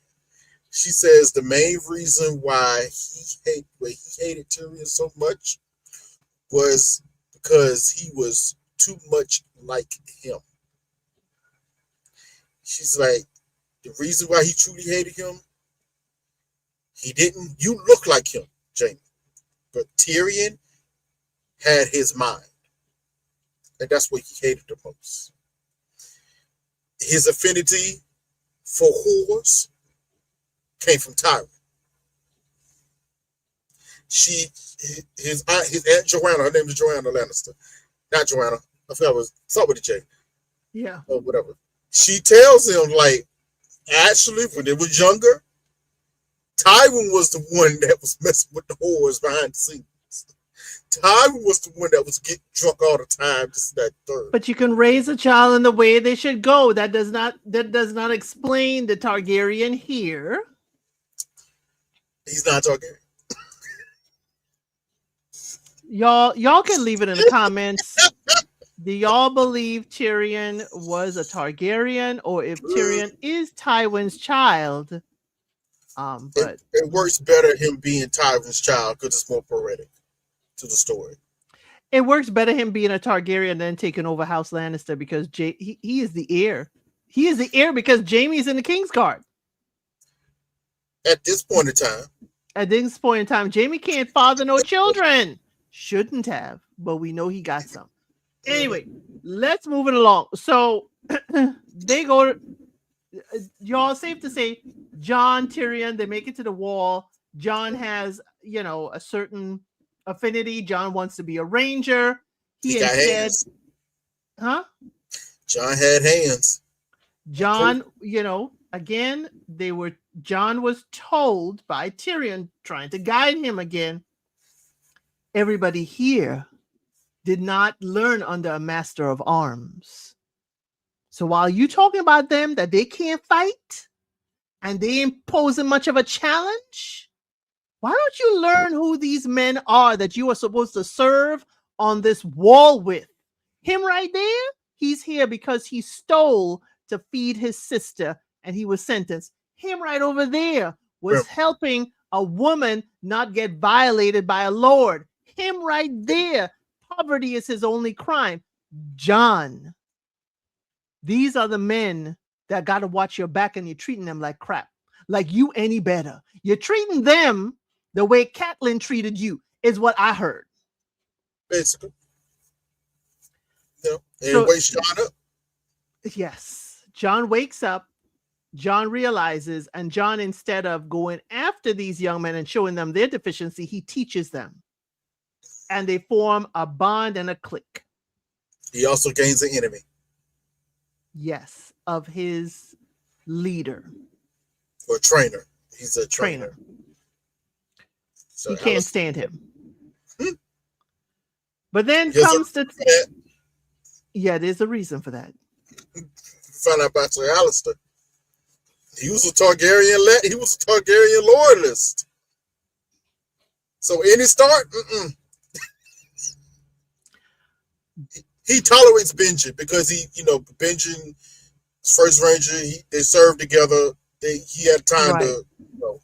he's cool with Benjen. The rest of But them, I thought also wasn't it the Starks that sent him to the wall? uh, Starks, Baratheon, everybody that served Aerys, whatever, you was given a choice, Right. wall or Okay. your head. Right. And a lot of them chose the wall. So Right. yeah, So y'all, John wanted to be a ranger. Long story short, because we're at 1 hour 31. John wanted to be a ranger. He was not assigned to be a ranger. He was assigned to be the scribe to the Lord Commander. And John was furious. Yes, Samuel Tarly is here as well. Now, Samuel becomes John's very close friend. Tarly, that family, they sent him there because he'd rather his second son inherit. So, they Sam, come. you going to the wall, one way or another, either the wall or you're being buried. You pick, Mm, but you are not going to inherit my name and household. Cruel man. Cruel. So John was again guided to wake up. A ranger is a dime a dozen. You are being groomed to be the Lord Commander. How many people in here have what it takes to be the next Lord Commander? The current Lord Commander is old, John. You are going to be learning up under him to be the next Lord Commander. Stop having ranger dreams. So again, John covered up and he went on his grind to continue to be a scribe and to learn under the Lord Commander. Now, in the meantime, in Winterfell, an assassin is sent to handle Bran. An assassin with a particular blade. Mm. And while Catelyn been sitting with that child for 5 days, Mama finally needed to get up and stretch. And that's gave the opportunity for the assassin to jump in. But the assassin forgot two things: a mother's love and a dire wolf. Those are two things the assassin couldn't come up against. Catelyn got injured. She grabbed the blade from the blade end with her hand to protect her son, who was still laying in the coma. And the direwolf helped protect Bran further. Now, here's the thing I didn't like that they left out of the books. No, not left out of the books, left out the show. The Stark children are wargs in the book. All of them. All of them. To various degrees, but all of them. Being a warg means that you can go into the mind and experience of the animal that you connect with. And for the Stark children, the direwolf is the sigil of their household. They connect and can get into the mind, see, eat, smell, and experience the world through the eyes or through their direwolf. All of the Stark children have that in, as Trey said, in various degrees. So They were while sent by Bran, the gods. while Bran is asleep, he's actually seeing everything through Summer's eyes. He's actually traveling through Summer. So when you see the characters in the show, their eyes turn white, that's when they are warging or transporting themselves into another animal. Now you see that with the wildling, who he does go into a is it an A eagle? hawk. Yeah, A eagle. hawk. It's eagle. It's an eagle. It's an eagle. You see that he is able to warg into other animals, but his main one is that eagle. Yeah. His name is So Aurel. His name is Aurel. Aurel. We haven't gotten to them yet, but that's why I said maybe we're going to cover episode 1 in 2 doses. Yeah, because we going in. We going in. And y'all, please put your questions in the comments because we be in the comment section. So that's one thing that I think that they left out that was pivotal because it made it seem like almost like they didn't have a sense of magic within them, and all of them had it. I mean, it was the funny one to me was Sansa realizing she could warg because she couldn't stand it. Yeah, she would have, to her, it was like nightmares. Yes. At night. I do not want to become a dog, but she loved Lady. Oh, Lady was beautiful. Oh, poor Lady. Poor Lady. Poor Lady. Poor Lady. Rickon loved it. Arya loved it. Shag it out. Shag it out. Namira was Arya's. Arya loved to warg. And you didn't get too much of Robb. Too. Yeah, Robb. It was hints. It was hints. Right. Robb did it not. He didn't enjoy it as much as the younger kids would run the fields as their direwolf. There was instances where it seemed like he thought it was nonsense. Like the few times there's very few times you get a Robb pulling a POV. There's actually very few. Yes. But a few times you get it, he does talk about. There's a few sessions he talks about his dreams, and there's a sense of him like running free as fast as the wind, and that's why he called his direwolf Great Wind. Right. You know, but he just always thought it was just kiddie nonsense, his dream or whatever. You know, he didn't really go into it all that much. Same as Jon, actually. Right. Same as Jon, because he kind of looks at it the same as well. Like, what are you talking about? Well, not until he actually meets a warg, and then he's like, okay, he understands what it is. But Jon kind of shut it down because he went to the wall, and ain't no real need for his wolf. When he came back. Yeah, but that's another season. But I didn't, the thing with Robb is I thought Robb saw it as like, okay, I could do this, but that's not the warrior I was taught to be by my father. Somewhat. That's how I saw Robb as like, okay, this is just another tool in my tool belt. I ain't going to use it much. Well, I find that interesting because outside of, I'm going to put Bran in a different category because he has to be. Right. He's a little different. But outside of Jon, Robb has the most command over his direwolf. Yes. Like the most. Yes. Jon has command over Ghost, but Ghost, there's a few times Ghost kind of goes his own way. Yes. Like the rogue he is. Jon has to follow him. And it usually leads to something important. Right. But with Great Wind and Robb, Great Wind is in absolute command of Great Wind in most cases. Robb is in command of Great Wind, yes. Yeah, Robb is in absolute command of Great Wind. It's interesting that it's happens. Like Great Wind is an extension of Robb. Yes. Complete extension. It's crazy. Yeah. And it's almost, and that is where I'm thinking why it's not completely that Robb don't like it. I think Robb does communicate with him. He doesn't have to warg with him, but I think Robb does communicate mentally with Grey Wind more than he lets on. They're more in tune than just taking one over one another. Right. Yeah, it's more of an attunement, which it's kind of funny. I always thought that was the goal. Attunement instead of taking over one way or the other. Right. Like B1. Yeah. So Bran is saved by his mother and his direwolf, and we see that he does wake up. Catelyn calls. He wakes up for a particular reason, though. Go ahead. The sacrifice. The sacrifice of Lady. Only death can pay for life. So what happened in that instance, y'all? Joffrey, being the little snit that he is, was going to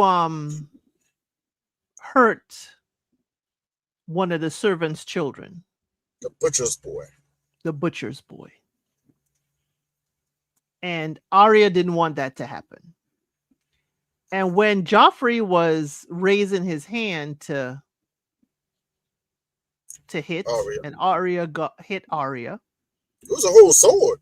With just hand? It was this whole dang on sword. It was crazy. I'm like, bro. She was about to strike down.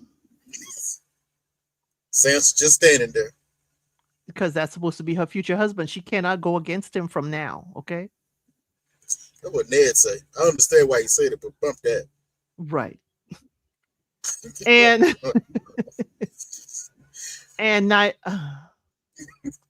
Arya's direwolf jumps in and attaches her jaw to Joffrey's sword arm. Attaches. I love when he said that. She bite down on his arm, okay, on his wrist. She said, get away. She did not take his whole wrist, which a true direwolf could have. She could have taken his own hand off. She could have. You know, that's what Joffrey said. I could have lost my arm. But at that same time, Arya did say, "Nymeria, stop," and she stopped. Yes, she did. You know, she did. Yeah. Arya also knew what was going to happen. You got to go. I'm sorry, girl, but you got to go. Now there was a change. This was a little bit of a change in the book versus the show. Right. Because in the book, she was with Jory is the first one that finds her in Nymeria. And Jory, which he's kind of the captain of the guard, of Ned Stark's household guard. He's the one that gets stabbed in the eye. But, woo, but yeah, that was messed up, man. I like that dude. He had to go like that. Flashback. Woo. But you know, it was Jury was the one that was helping Arya throw rocks at Nymeria for her to run away and flee. To run away. They knew. Yes. They knew. But again, that is the show. Arya could warg into her wolf and send her off. Again, that was for us in the show. Because they had a connection in the book. So when they came back and Joffrey is bleeding and telling his mother and telling his father, and then, you know, Robert is in the middle of it, King Robert. And it's like, those are not, you know, domesticated. Those are wild wolves, Ned. Is when I started to see the first set of fracture between Robert and Ned. To me, that was the third. That was the third time, but this was the big one because this is where, okay, Robert, you're the king. It's time for you to stand up. And, you know, let's keep it real. If I have to take myself, because I'm Team Stark all the way, but I have to take myself out of this and put myself in each person's situation, right? If you put yourself in Robert's situation, this is kind of delicate here. This is okay. My wife versus my hand. Yeah. My ear versus my hand. My son is injured. He's betrothed to his daughter. He does the right thing. Bring the kids in. All right, tell it true. Tell me what happened. It's a crime to lie to your king and all that crap. Sansa, you're a liar. Before that happened, he's like, Arya's talking, Joffrey's talking. He was like, wait a minute. You let this little girl disarm you? What? Father. Oh my God. That's what Sansa's lying, and everybody know it. That's the funny thing.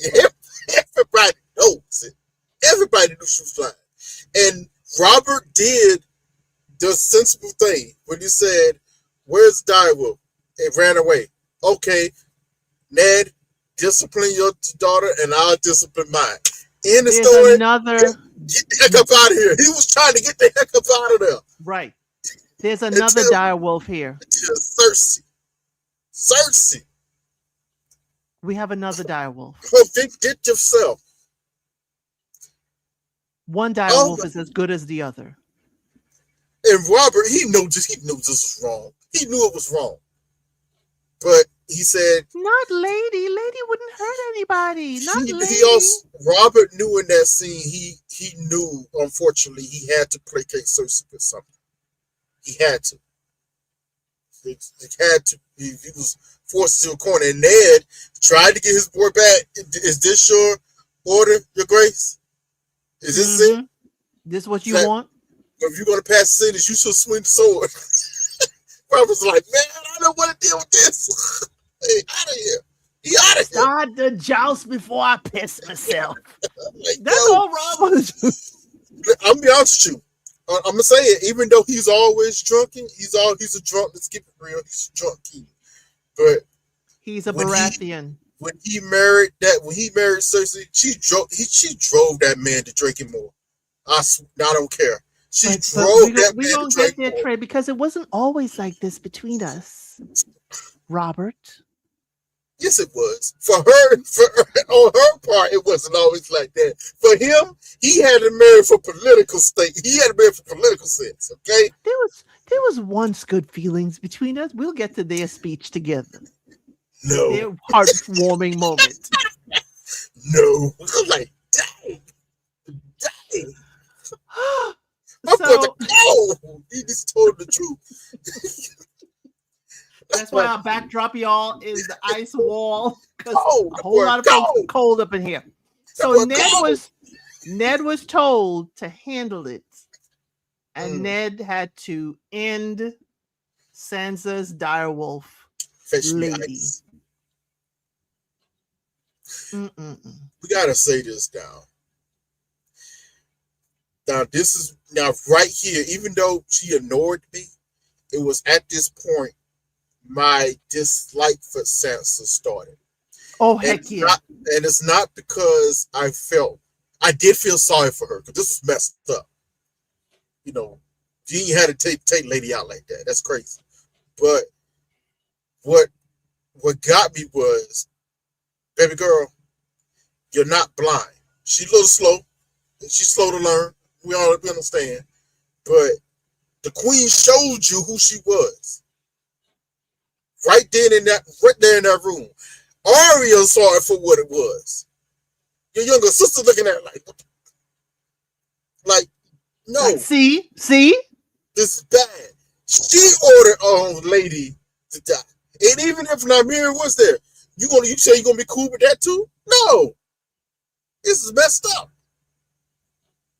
Arya's looking at her. Blame everybody else. She want to be queen so bad. Lord have mercy. Right. Your future mother-in-law just passed a sentence against your direwolf. They said any direwolf would do. She doesn't mean lady, does she? Not lady, father, no. And the thing with the Stark children and warging with their direwolves, y'all, they feel it. It was at that point, to me, Sansa was no longer a Stark. She was supposed to have felt the passing of her direwolf, and it should have poisoned her thoughts to them. But I don't know why she lied for them, and she still didn't get what she wanted. Her direwolf was ended, and she still kept on going. And I said, "Wake up, Sansa." Sansa was a very selfish person, innately. Right. If you look at it, she had a lot of, I hate to say it like this, she had a lot of Catelyn selfishness. Yes, she did. It was Catelyn selfishness was intensified in Sansa's behavior. Extremely selfish. Now that Catelyn could be selfish at times, but there's times where she could be very reasonable, logical, and like I said, I'm very great with a character like Catelyn Stark. I like her, but she got issues. Same thing with Jaime. I kind of like Jaime, but he got some issues. But you understand why when you get into it. You're like, okay, I get it. I don't know about the incest part, but I get it. Right. I get it. So So this is before we even arrived to King's Landing, y'all. We Oh already God, had this happen. ain't even got there yet. So we get to King's Landing where Robert has game set up to, for his hand. The hands turning. And we ain't got no coin. Broke. The crown is broke. Now What? this is where we meet our Littlefinger, Peter Baelish, part of the council. We meet Varys, who is also part of the council. We meet the Maester there, that's also part of the council. Meister Pycelle, a piece of work. Grand Maester. Grand Maester, I'm sorry. I have to be respectful, even though he's a piece of work. Grand Maester Pycelle. Hate that guy. And Ned has, his pin saying he's the hand of the king. Oh, Renly's there too. Renly Baratheon is there. Yes, he is. I think he's the master of laws during that time. I think so. He's the master. Okay, Stannis is supposed to be there too, but Stannis is gone by this time. Either Stannis is master of laws, which kind of makes sense, but Renly's master of something. I'm trying to think what he's master of though. Is he master of ships? He's master of something. Okay. Robert's Small Council.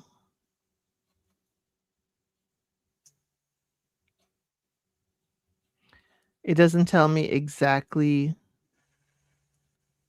who. But you have to have a master of the hand of the king, a master of war. He's master of laws. Coin, whispers, laws, ships, and the Lord Commander of the King's Guard, and a Grand Maester. Renly Baratheon was master of laws. Stannis was a master of war. Okay, I'm getting down to there. Oh, Lord Jesus. It's a long, long line. They showed me everybody. So under Robert, the hand was John Arryn and then Ed Stark. Then the Grand Maester, Pycelle. Master of Coin was Peter Baelish, which is also known as Littlefinger.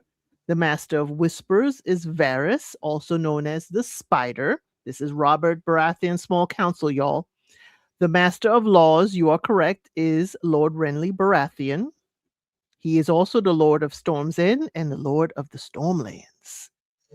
Master of Ships is Stannis Baratheon, the Lord of Dragonstone. And Lord Commander of the King's Guard is Barristan Selmy.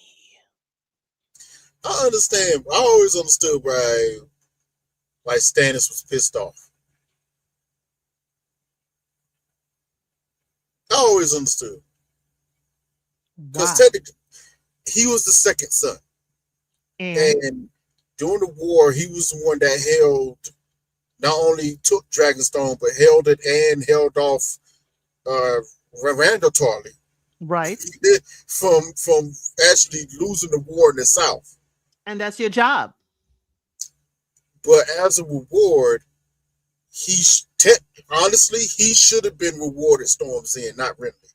Renly was a kid, didn't fight no wars, just did that third. He didn't do anything. I'm just saying, but I can trust Renly. No, you can't. Renly proved you can't trust Renly. Well, Renly's my little brother. I can trust him up until I close my eyes. It was no. Even though I like Robert, but Robert said it himself. He hated his brothers. Yes. Ned was the brother he chose. He did that to slight Stannis. Here's the other thing. We heard that too in A Night of the Seven Kingdoms from his granddaddy. Yeah. We heard that too. I will love you like a brother and I will hate you like a brother. Yeah. They have an issue with that. They have a deep-rooted issue with that. But it was one of those situations where but remember, look at it, he slighted Stannis. He did. But remember, they are not. Ned knew it too. Ned said so many times. Like Stannis, this is in the past, y'all. Ned told Robert, you should have either made Stannis. He said he told him back then, why did you give the Stormlands to Renly? He's not old enough, number one, and number two, it should have went to Stannis as your second oldest brother. Well, as the next one in line. He earned it for what he did in this war. He told him this. He did, but he don't have to listen to his friend. Nah. What I'm saying is, a lot of the mistakes that it happens in GOT was sold in the past, as it always is. But keep in mind, again, and y'all, we will get into this another time as to how the Baratheons came to be and how they got Storm's End. Because they haven't had as much succession planning as the other houses. So, and they haven't done it well for generations. So I could see Robert wasn't even expecting to get the crown, quite frankly. Not really. So succession planning. This is why I said it wasn't no planning. You know, Westeros has long history of succession line and how it's supposed to go unless it's deemed otherwise. Storm's End should have went to Stannis, and Renly should have got Dragonstone. Understood. This should have happened. But Robert, being Robert and stubborn and whatever, wanted to slight his brother. Because all he wanted was start the joust before I piss myself. And everybody paid for it afterwards. That's what I'm saying. And we all paid for it afterwards. Everybody needed a breastplate stretcher. Breastplate stretcher. That was funny. Oh, you think the hands joke is funny, do you? Go find a breastplate stretcher. How long before you think you realize I was ain't no such thing. You're too fat for your armor. Damn. The only man that can tell him that. Like, right. What? It's like, Robert, you can't go out there. Ain't nobody gonna raise their lance against you. Actually, he wanted to fight in the melee, which was crazy. Right. While he drunk. Hey, Ned was right, but I also think he was wrong. Yeah. But I also think he saved his life because I personally, especially in the books, it kind of hint at it. I think they were planning to off him in the melee. Right. I think so too. I think he was going to be drunk and stuff. And then remember, who is his squire? Lancel Lannister. Yes. I think they were planning to off him in that melee for real. Now, while I told y'all about Jon is at the wall, what's going on, Ned and them are at home. This is where I'm going to say it, just in passing. Arya reminds her father that she is not going to grow up to be no lord's wife. That is not for me. That's not me. That is not me. And her father, being a good dad and listening, got her a dancing master, a dance instructor.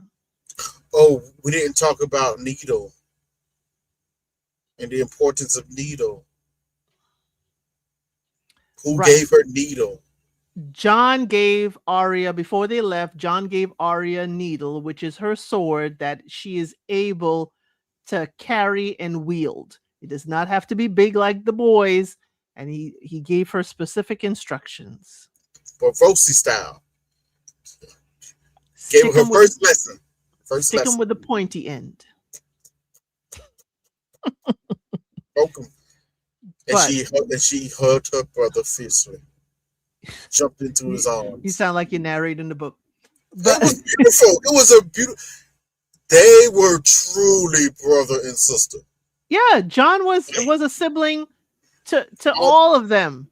Almost like Ned, except Sansa. Almost like.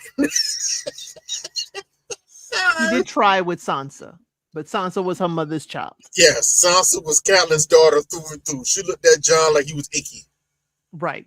How That dare did you? change later on a little bit, especially in the Later books. on, because she needed him and she wanted to use him. But beside the point, But that's the show. let But in the books, let's it's a little more genuine. She thinks about him more like, dang, you know. let's move on across the narrow sea. Across the narrow sea, there's a brother and sister that grew up in exile. Okay, they are the last survivors of the ruling dynasty. That is Viserys and Daenerys Targaryen. Okay, they are looking to build themselves up, or should say Viserys, in order to take the Iron Throne back. Okay. Now he sells his sister to the Dothraki, to Khal Drogo, in exchange for an army. I would let all 40,000 men, you and their horses too. If that's what it takes for me to get that Iron Throne. That's what he told his sister. I let every man on this island and then some and their animals use you so I can get this Iron Throne. Do not test me. You have a woman's form now. Right. Whoa, whoa.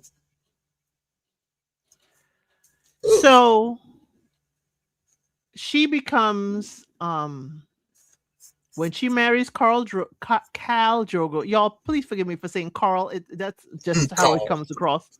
Cal Drogo. She becomes Khaleesi, which is form of his queen. Um, he says nothing when he meets her. Rides up on his horse, look her up and down, turn around on his horse, and leaves. He's like, wait a minute. Her brother's like, wait a minute. What just happened there? He's like, we're about to have a wedding. Does he like her? What really? What's going on? If he didn't like her, we would know. Daggone it. That was like, he didn't like her. He would probably cut her down where she stood. I'm sorry. That's what I took from it. But they got married. It was one of the how can I say? People say it's one of the few consummations we saw, and people found it was kind of brutal. But It was a again, great wedding, though. it was a great wedding because she received gifts, Trey. What was one of the gifts she received? Well, first, it was a great wedding because they had 3 orphans during the wedding. And if it's actually more than 3, because if you More than have 3. if you have less than 3, it's told as a dull affair. Right. And man, it was getting it in. They would During everybody that was wedding. kung fu fighting. Kung Fu and oofing at the same time, boy. They were getting it in. It's a lot. I was like, wow, this is a lot. Woo, they were fighting. But They then fight again, together.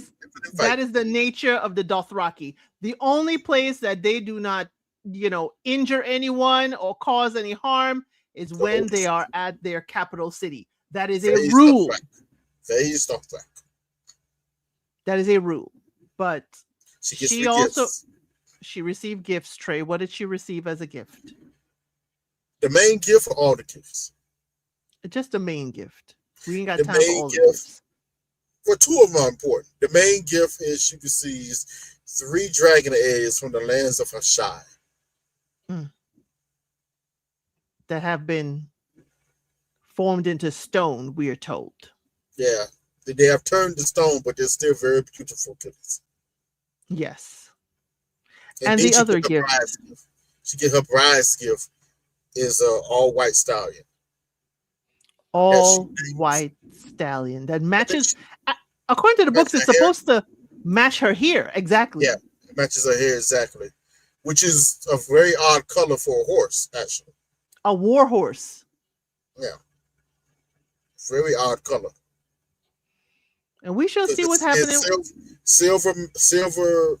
It's a silver. It was silver coat with a silver mane, which is very very rare for even just to see a horse. I think she names it. What she names that horse?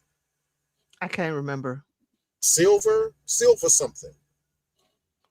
She names it silver but something. also it is of high honor for you to be riding a horse Yes. for the Dothraki. So a horse is made for war or to pull, goods that are, precious, but for her to have her own horse and not kind of ride with him, that also was symbolizing giving her great honor. Now, very quickly, she gets with child. Okay. Now, she also starts to get with confidence.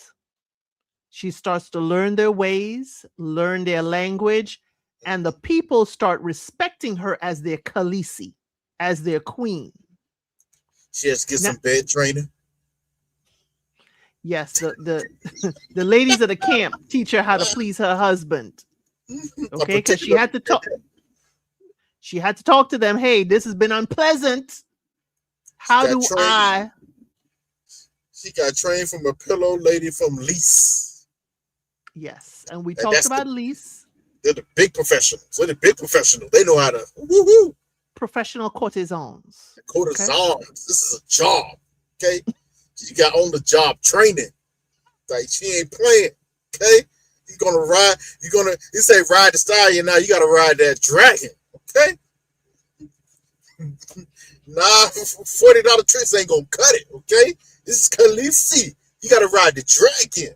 Jakar's on that thing. Quay sounds like she watched our member live last night. So she's gonna have them Jakar sent all over the place. Jakar. So she made sure that Khal Drogo stopped, as she called it, mounting her like a horse. Okay, she called it that. And she started looking him in the eyes. Okay, look at him in the eyes. She got that throat and hypnotizing him. Okay, got that throat. Khal Drogo started falling in love with his wife because she refused to be turned around. She decided instead, the dragon is riding you. Okay, that's what she said. Elsa, I'm sorry, I got a joke. Oh no, Elsa, I gotta tell it. This is bookend show. Up until that point, the only words Khal Drogo knew in the common tongue, which is English for us, was no. That's all he used to say, no. That night he was saying yes. Yes. When did he even learn to say that word? He learned yes that night. Real quick. And was saying it every night since. Yeah. So Khal Drogo I'm sorry. fell in love with his Khaleesi. Yes. Then she got with child. Khaleesi, you no longer bleed. Oh my God. It's been 2 moons, Khaleesi. And when she was walking in the market, it's like, oh, everything smells funny. Khaleesi, when the last time you bleed? So the ladies knew, okay? The ladies knew the Khaleesi was with child. Even felt up a little bit. Yep. Hey, hold on, let me see something. Like, it was crazy. I was like, wow. Because they're courtesans. They know these things. Well, no, one courtesan, the other two are actually Dothraki handmaidens. Yes. So they actually Dothraki. Isn't that what one of them used to say? It is written, or it is so. She used to annoy me when she. One used to say, one used to say it is known. Yes, it is known, and then the second one would chime in and say it is so. It's like ladies. Yeah, back and forth. Could you say something else? It is known. Maybe it is so. Like, okay. Dragons come from Moon Khaleesi. It is known. It is so. Like, it was like, okay. So what are the names? Della, Jory, and don't ask me that. I know the names on tip of my tongue. Don't ask me that. So while this is going on, y'all, Robert gets word. Robert back in the King's Red Landing. Keep in King's Landing. Robert don't attend the great councils, okay? He's sampling the wares of the courtesans of King's Landing, okay? He Nah, don't they just attend, regular horse. but Just regular. They but regular horse. They ain't they courtesan. he gets word Hold on. of Daenerys and this Dothraki, and he tells them this young Oh, girl needs to go. the whore is pregnant. Why he gotta say it like that? The whore is pregnant. I'm like, wow, that was She rough. married. I don't know why he got to say it like that, but she The married whore. to the. I know, right? She was a married woman. What you dang, bro? Like, the whore is pregnant. I warned you, Ned. I warned you. On the road, I warned you. Now hear it all. And Robert says we need to end her. And keep in mind, Daenerys is like 16 at this point. Okay, She's younger than that. she's younger. Yeah, She's way younger. 14. Younger than that. She's 13. I don't know why I thought she was 14. She's younger than that. She's 13. She's 13 years old when she actually marries Khal Drogo. Because John and Rob is actually 15.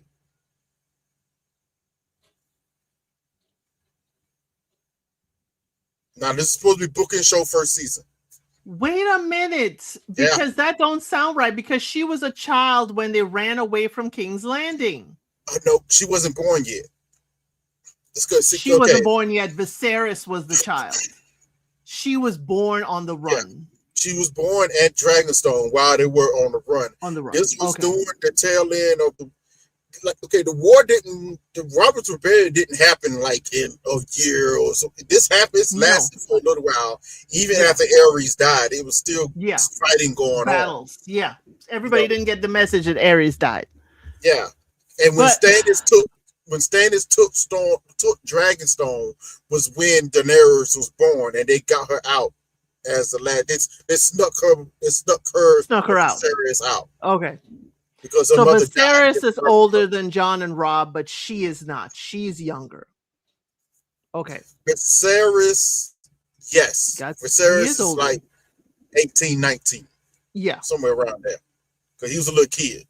So Robert tells Ned Daenerys has got to be ended. And he's going to give the order. And Ned said this is their first big rift. It's like, well, not first big rift, but rift at the council in front of everybody. Yeah, Ned don't play that. Ned is like, I'm not going to end a child. This is my order, Ned. You and your loyalty. If you do this will dishonor you. Do this, and it's to me. The reason why this was so amplified, this harkens back to something that you get in Ned's POV flashbacks. Right. This, and it is talked about in the show, this harkens back to the night King's Landing was sacked and the offing of Rhaegar's children. Right. They're all, especially for Ned, it all falls back to that moment. Ned don't end children. Yeah. The whole situation, innocent children. The whole situation was crazy because, okay, Jaime did what he did. Right. But that's a later season, but we'll get to that. He should have did it, but he get to that. He did what he did. Also, Tyrion came in, and Tyrion was no fool. He saw where the wind was blowing, changed sides, sacked the city, but he also knew the line had to end in order to be a clean transition. So yes, the mountain was ordered to off them chilling. And he did so. And they were brought to Robert in the throne room. Ned got there first. Because he sees Jaime on the Iron Throne and all that. You know, Robert comes in later and they lay the kids at his feet and Lannister close. And it's an interesting thing how it's explained from Ned's point of view. He tells Robert, this is horrid. This should not have been done. Jaime should be sent to the wall immediately. Right. And he should have been. Clean your house. He should have been. Yes, Should he have been should sent have, to the because he's wall a king immediately. slayer. Number one. That was number one. Number two, who's going to pay for the life of his kids? And Robert looked down and looked ashamed. And from Ned's point of view, when he challenged Robert on it, he said Robert had the sense to abash himself and looked ashamed. Even though, from Robert's point of view, he knew those kids had to go too. But the deed was done for him.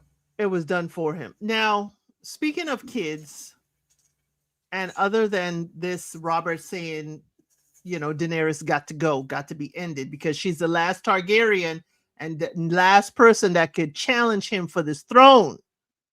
Ned was doing his own research. Why did Rob Aaron pass away? And Ned was getting whispers that he didn't pass away on his own. Somebody ended him. He was asking questions. Right. What kind of questions? The kind that get a man executed. Those are the kinds of. This is where I like Peter Baelish. Chaos is a ladder, and I like Viserys when he's the Lord of Whispers. There's many things that my birds tell me. Okay, so Lord Stark is a man of honor, and there's like everybody's honor has got a price. There's Ned was something that people hadn't seen in a long time, a man with honor, scruples, and stuff like that. Y'all, at this time, since Bran woke up, Catelyn is on her way to tell her husband about the dagger, about the She trying finds to the hair. She finds right. a golden piece of hair in the broken tower. Nobody's supposed to be up there. Bran has Yeah. never failed before. All of a sudden, he falls now. So Catelyn is on her way to the Red Keep to tell her husband what's been going on in his house since he's been gone.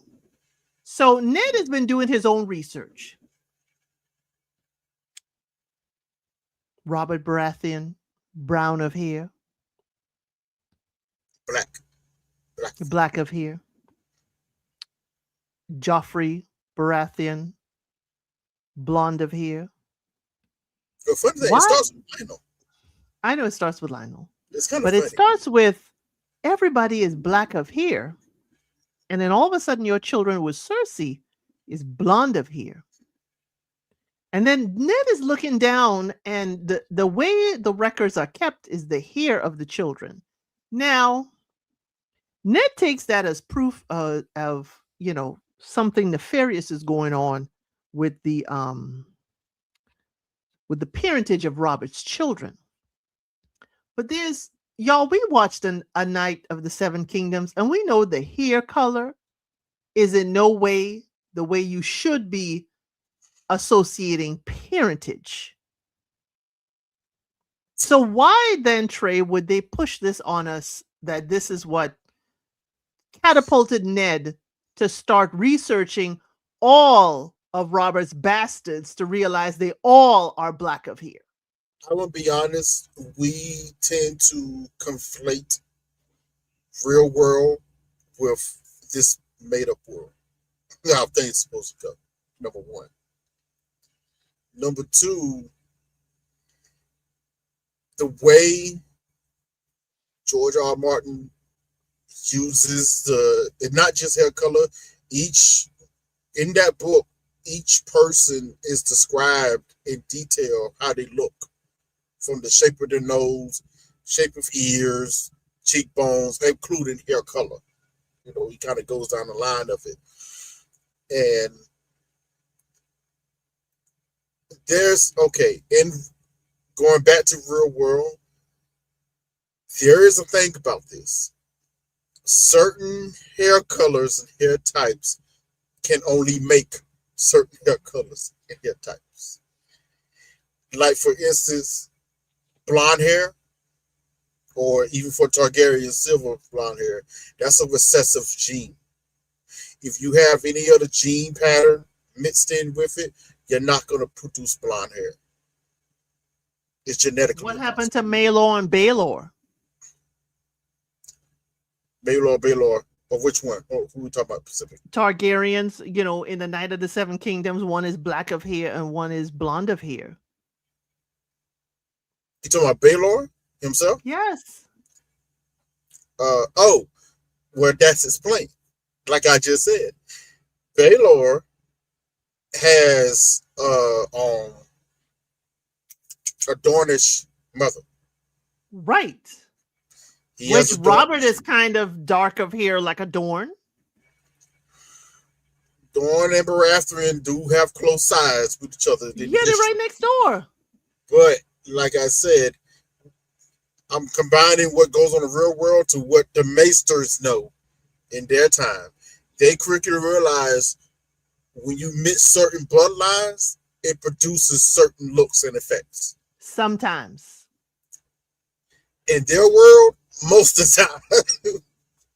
So And I hair would say color, this, even in the they ain't got real world, Maury. They ain't got Maury trade. They got hair color. yeah.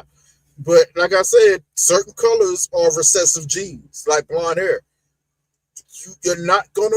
There's not too many cases you're gonna find a blonde hair person with a brown hair person, and they come out blonde. Most cases, it's gonna be brown. It's gonna be brown. Now you can have two different color blondes that's gonna come out blonde, but in most cases, somebody got some, or even they turn gray that were blonde at one point in time. It's a recessive gene trait.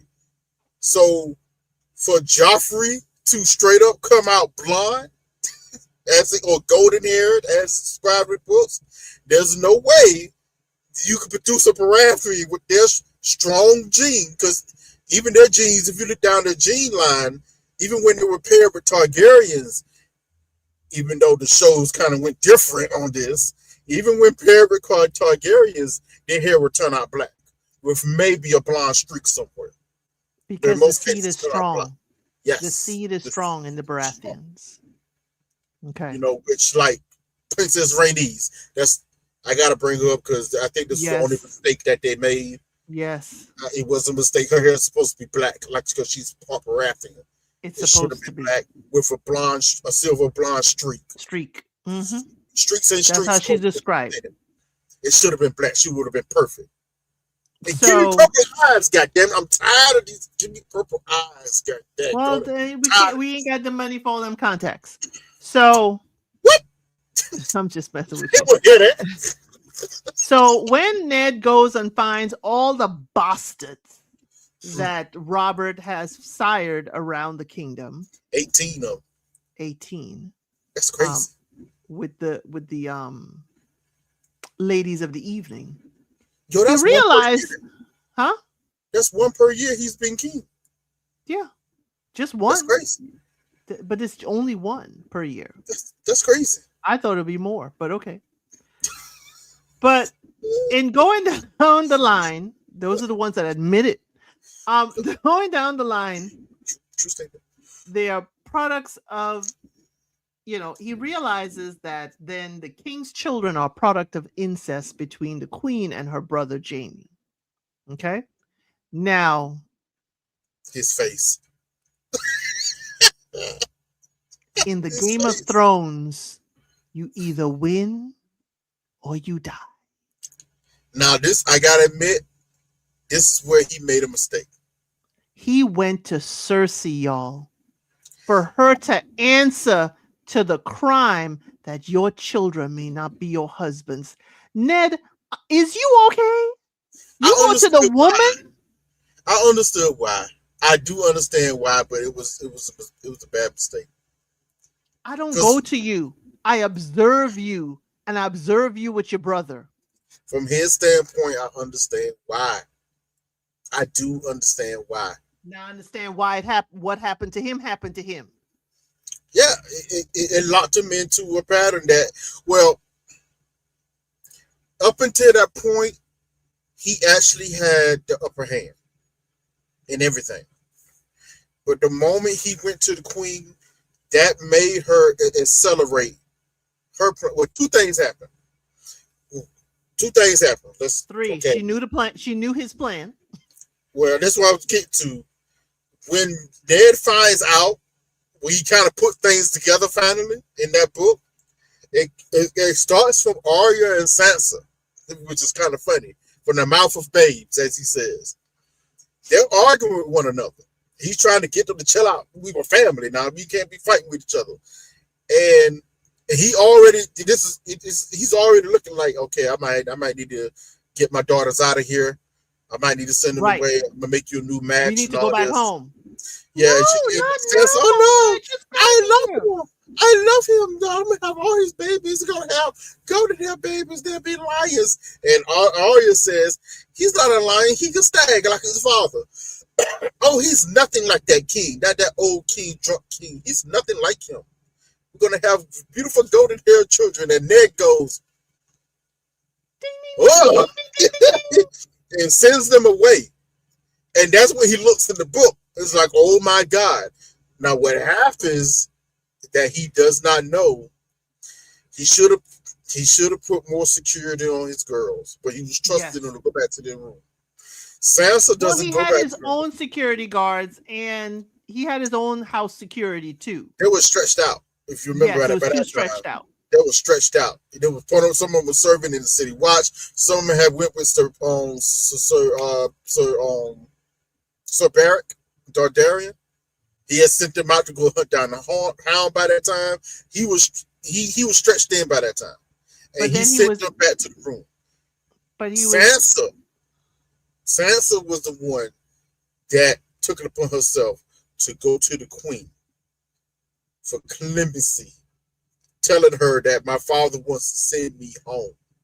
yes, And it was at that time the queen realized the gig is he up. knows something.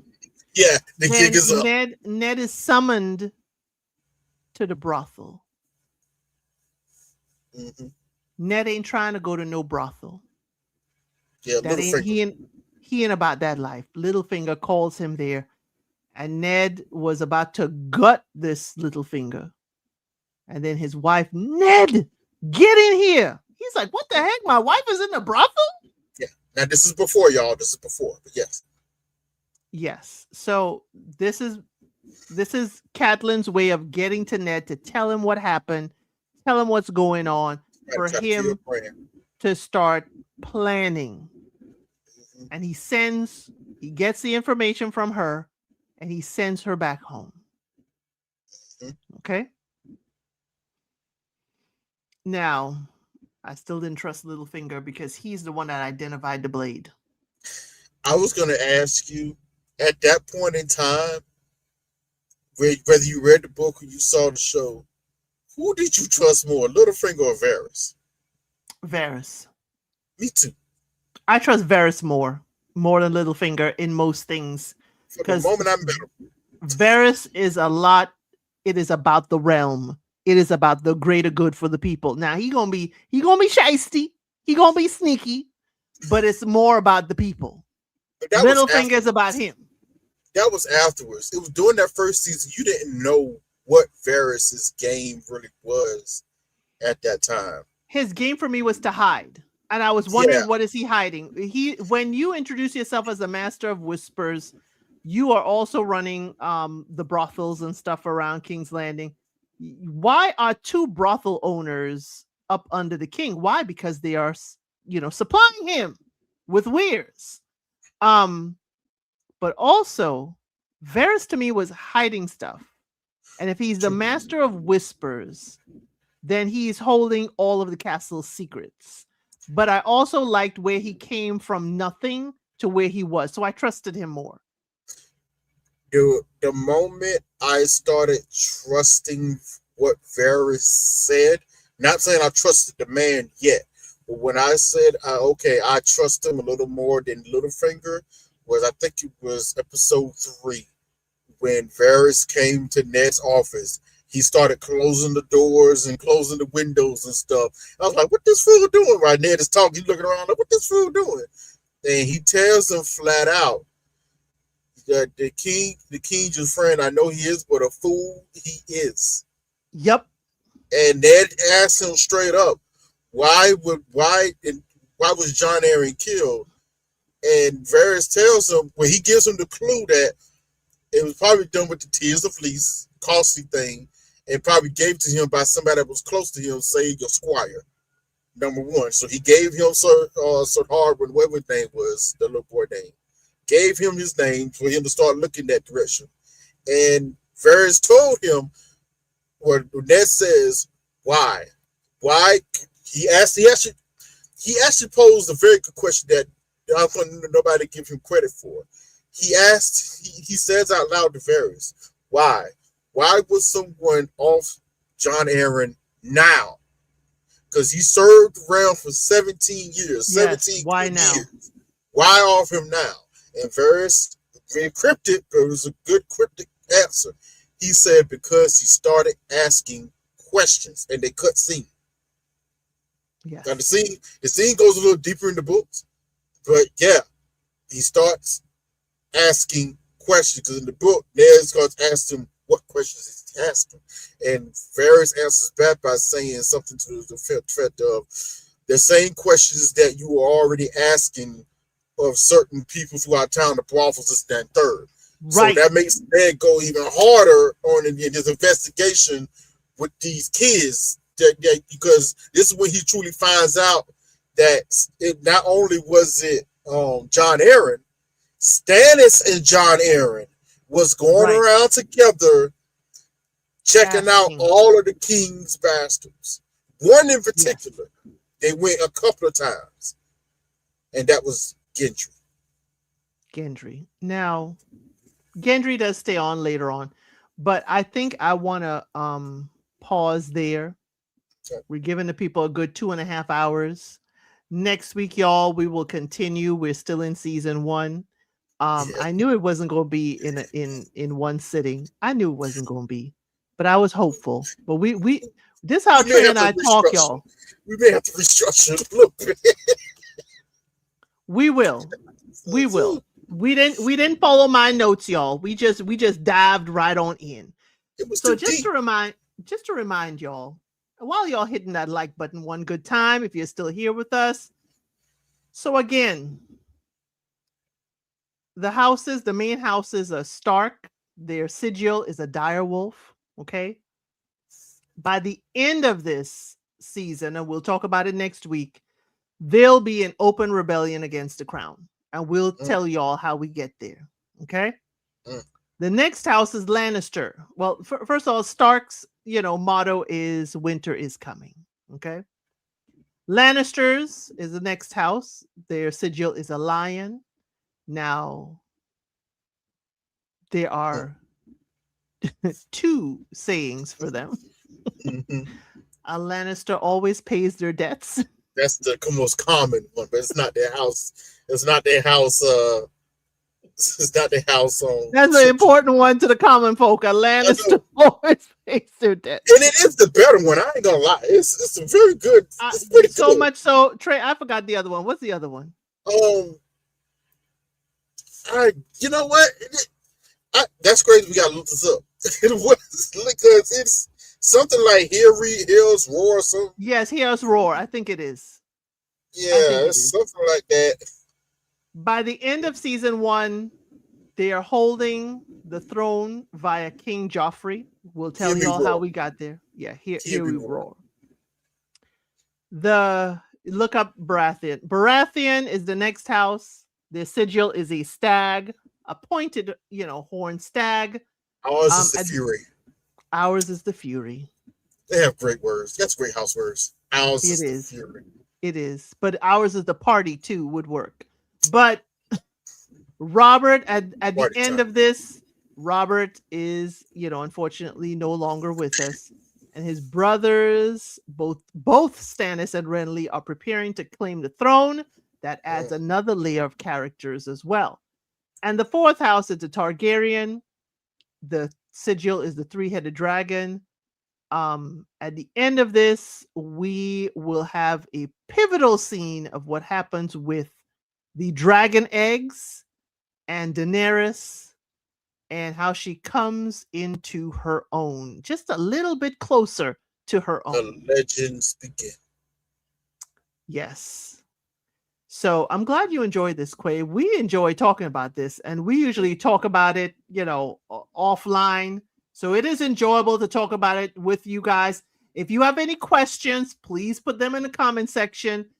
We are here really just to go over it again for our sake, but also for your sake. Y'all ask us the question so we can bring the book forth. Are there any changes to the book? Because you hear us talking about it. This is one of the few times I read a lot of the books, y'all, because I did not read a Night of the Seven Kingdom book. But I did read a lot of, the Game of Thrones books. I think You the should first catch up. 4 or 5. You should catch up with the Night of Seven Kingdoms. Just go ahead and read them. You'll love it. I got You so should. much going on. It's Maybe short this though. Christmas, maybe before the second season. I say this, you will enjoy the books, and I think I mentioned this before, but probably we'll talk about them probably next week. There's a character within the first and second season, but there's a character in the first season who we meet, and he's very good friends with George R. R. Martin. To Yes. such to the point that he got him in the show, and also he does all the voice work for all the audiobooks for George R. R. Martin. Mm. So he's the one voicing these characters, and and I'm almost I'm almost assured that as a prerequisite for some of these actors and actresses to get on this show, I think he must have had some of them listen to that audiobook or they went on their own and listened, especially for the Yes. character of Cersei. Because Hmm. Lena Headley as actress is Yes. amazing. Yes, she's But amazing.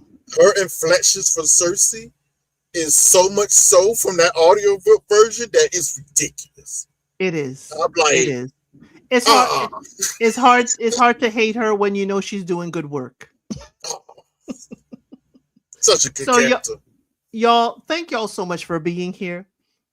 Please make sure you hit that like button. We are here for you. We are going to continue our roundup of Game of Thrones, all 8 seasons. Okay, y'all.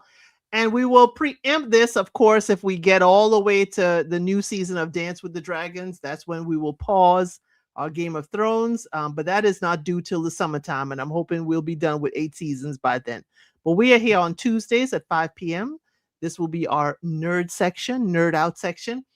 And we will cover from here on out for a while Game of Thrones.